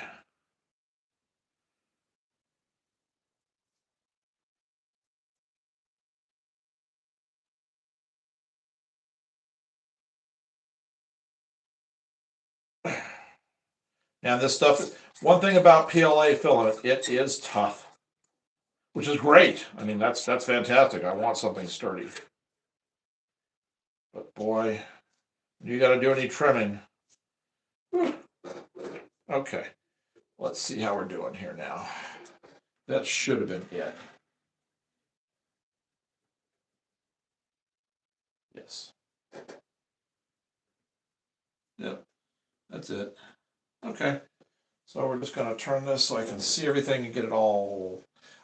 So going between the windows, I've got to make sure it's even on both sides of this, so that when I put the glazing in, I've got room to put glue to get the glazing to sit flat. So it takes a little bit to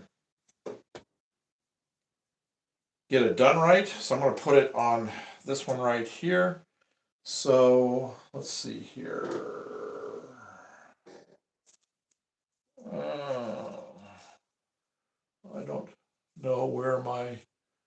pencil went? Well, I'll just remember. So it's going to be the 3 down from this, 2 down from that, 3 to 2 down from that. Okay. So, last bit of gluing. I'm just getting a bead on the edge.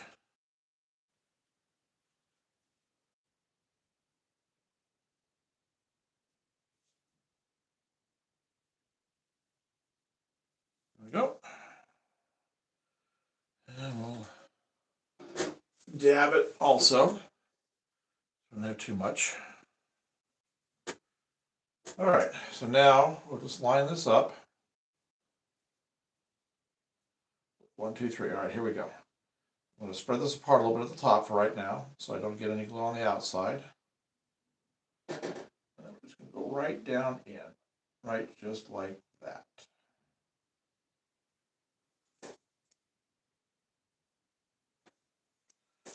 Okay, got this side done over here. That looks pretty good. That's pretty good right there. Gotta come up just a little bit right there like that. There we go.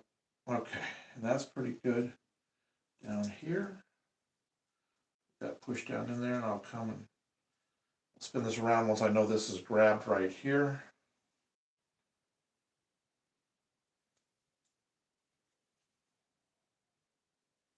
Okay, spin this around. And we're going to get it lined up right here so we know that's okay. Make sure that's right. Got plenty of room for the glazing on either side. Down above and below down here. We're all right.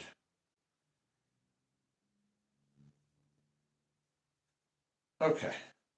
We're going to get this wall over here done first and down here in the bottom. I'm just going to get that and then I'll push this side in over here.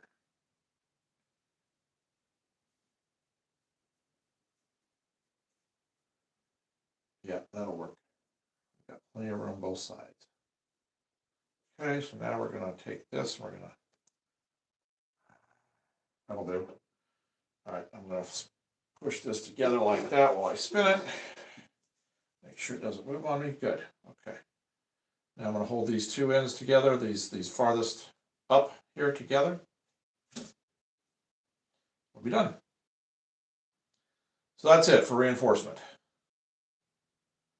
If I need to, if I see any bowing or anything going on, I'm not happy with it, I'll come and put another 1 or 2 of these in. But for the most part, if I space them apart about every 6 to 8 inches, 7 inches, something like that, it usually does fine. Jack says hi. Hi, Jack. Okay. I think it's done. Yep. Okay. So, and this is mostly, the reason I put these braces in here is, one, it helps the back. When you put the back in place, it keeps it from sliding in on you.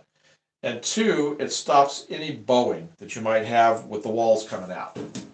So, as I can, there. That one's got a slight one to it, so I'm just going to hold that right there for right now. Doubt it's going to, I doubt it's going to adhere, but we'll see.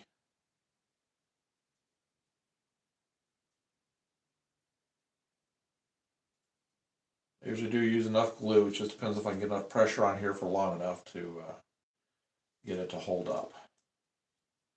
Yeah, it's not gonna. It really isn't much of a bow.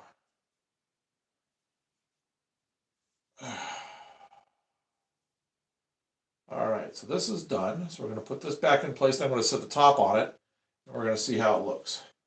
Even though the top's going to go up still another full level, at least you kind of get an idea of the overall finished look of what the top will look like. You'll see it next week. It'll be done when we do our next live stream. It'll already be finished. Everything will be done. We'll have the strips going on it. This is going to have strips that go up, detail strips, overlays on the outside. There'll be a strip that comes right here, and a strip that's right here. It's going to make like a W shape on each corner. We'll have that going all the way up. So that's going to be a nice detail. All right, we're done with that. Oh, who? Jack? Oh, hi, Jack. All right. So, oh, one thing about this glue, you gotta get everything clean. Make sure there's no glue anywhere on the neck, in the threads, nothing. Trust me when I say that. That was a live and learn experience.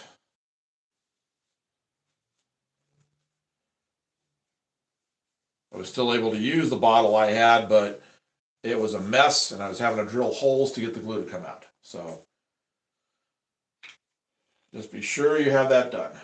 All right, let's put this back up. And let's put the tower topper on. Yeah, see, on both this one and the lower sections below it, I'm going to have to put those braces across just to give it the strength it needs. Get all those shavings off here. Okay. So let's put this back up here, and then I will get the topper and put on there. We'll get the camera pushed back a little ways so you can see it. Oh, that's much better. Now things are able to line up straight now. Good. Yep. Okay.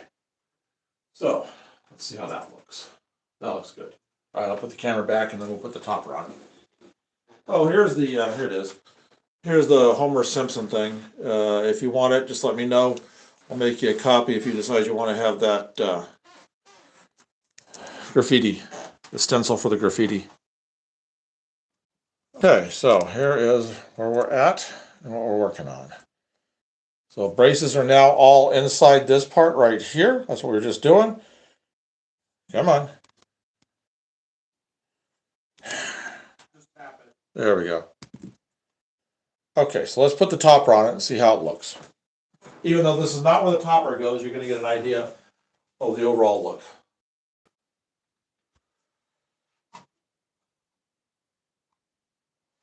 You know what? I'm going to probably have to put the top to the section that's going to go on up there. Yeah, definitely.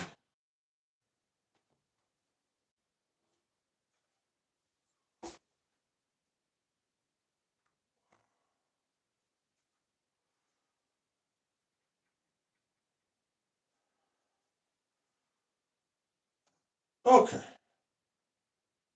That's close enough right now. So that, but a foot up, because if you just joined us, we still have this section to put on up here, and this sits on top of this, and that's going to be right there. But that gives you an idea of what the cap's going to look like on the top of that. All right, so that was a pretty good day. We did a lot of everything I was hoping was going to tested well.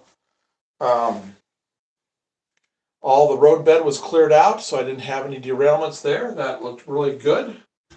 That section I had to paint over there and get all those ties put back under, that all did very well. So I'm happy with all of that. So I think we did okay. So then we will do a, probably Friday. We'll come in and we'll have everything to finish this tower up. And we'll probably have the first pieces for the Gemini building printed and probably sanded so that we'll be able to show that build getting started. So anyway, so I hope you guys have had a good time with us today. Thank you for spending some of your weekend with us. Hope you have a really safe and good rest of the weekend. I think we're going to watch Groundhog Day since that's now coming up right now.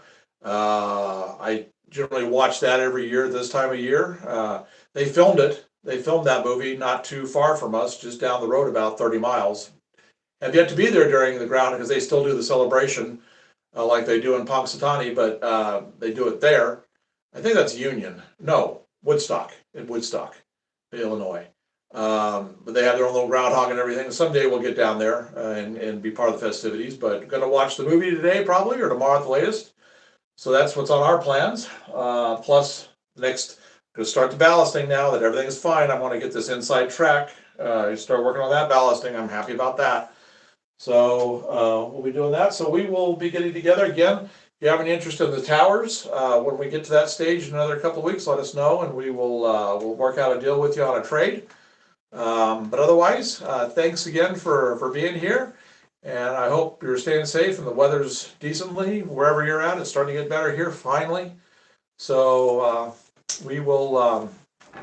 What's up? Chat didn't update yours. Oh, okay. Because there's some. Bear says you need one of those huge antennas up there. Oh, huge antennas, yeah. Yeah, we probably will put that. Well, for sure, we will be putting. More than likely, we'll be putting aircraft lights up on top, to where the warning lights on at least on the like when we get our tallest one, at least on the tallest one. So yeah, we'll be doing that.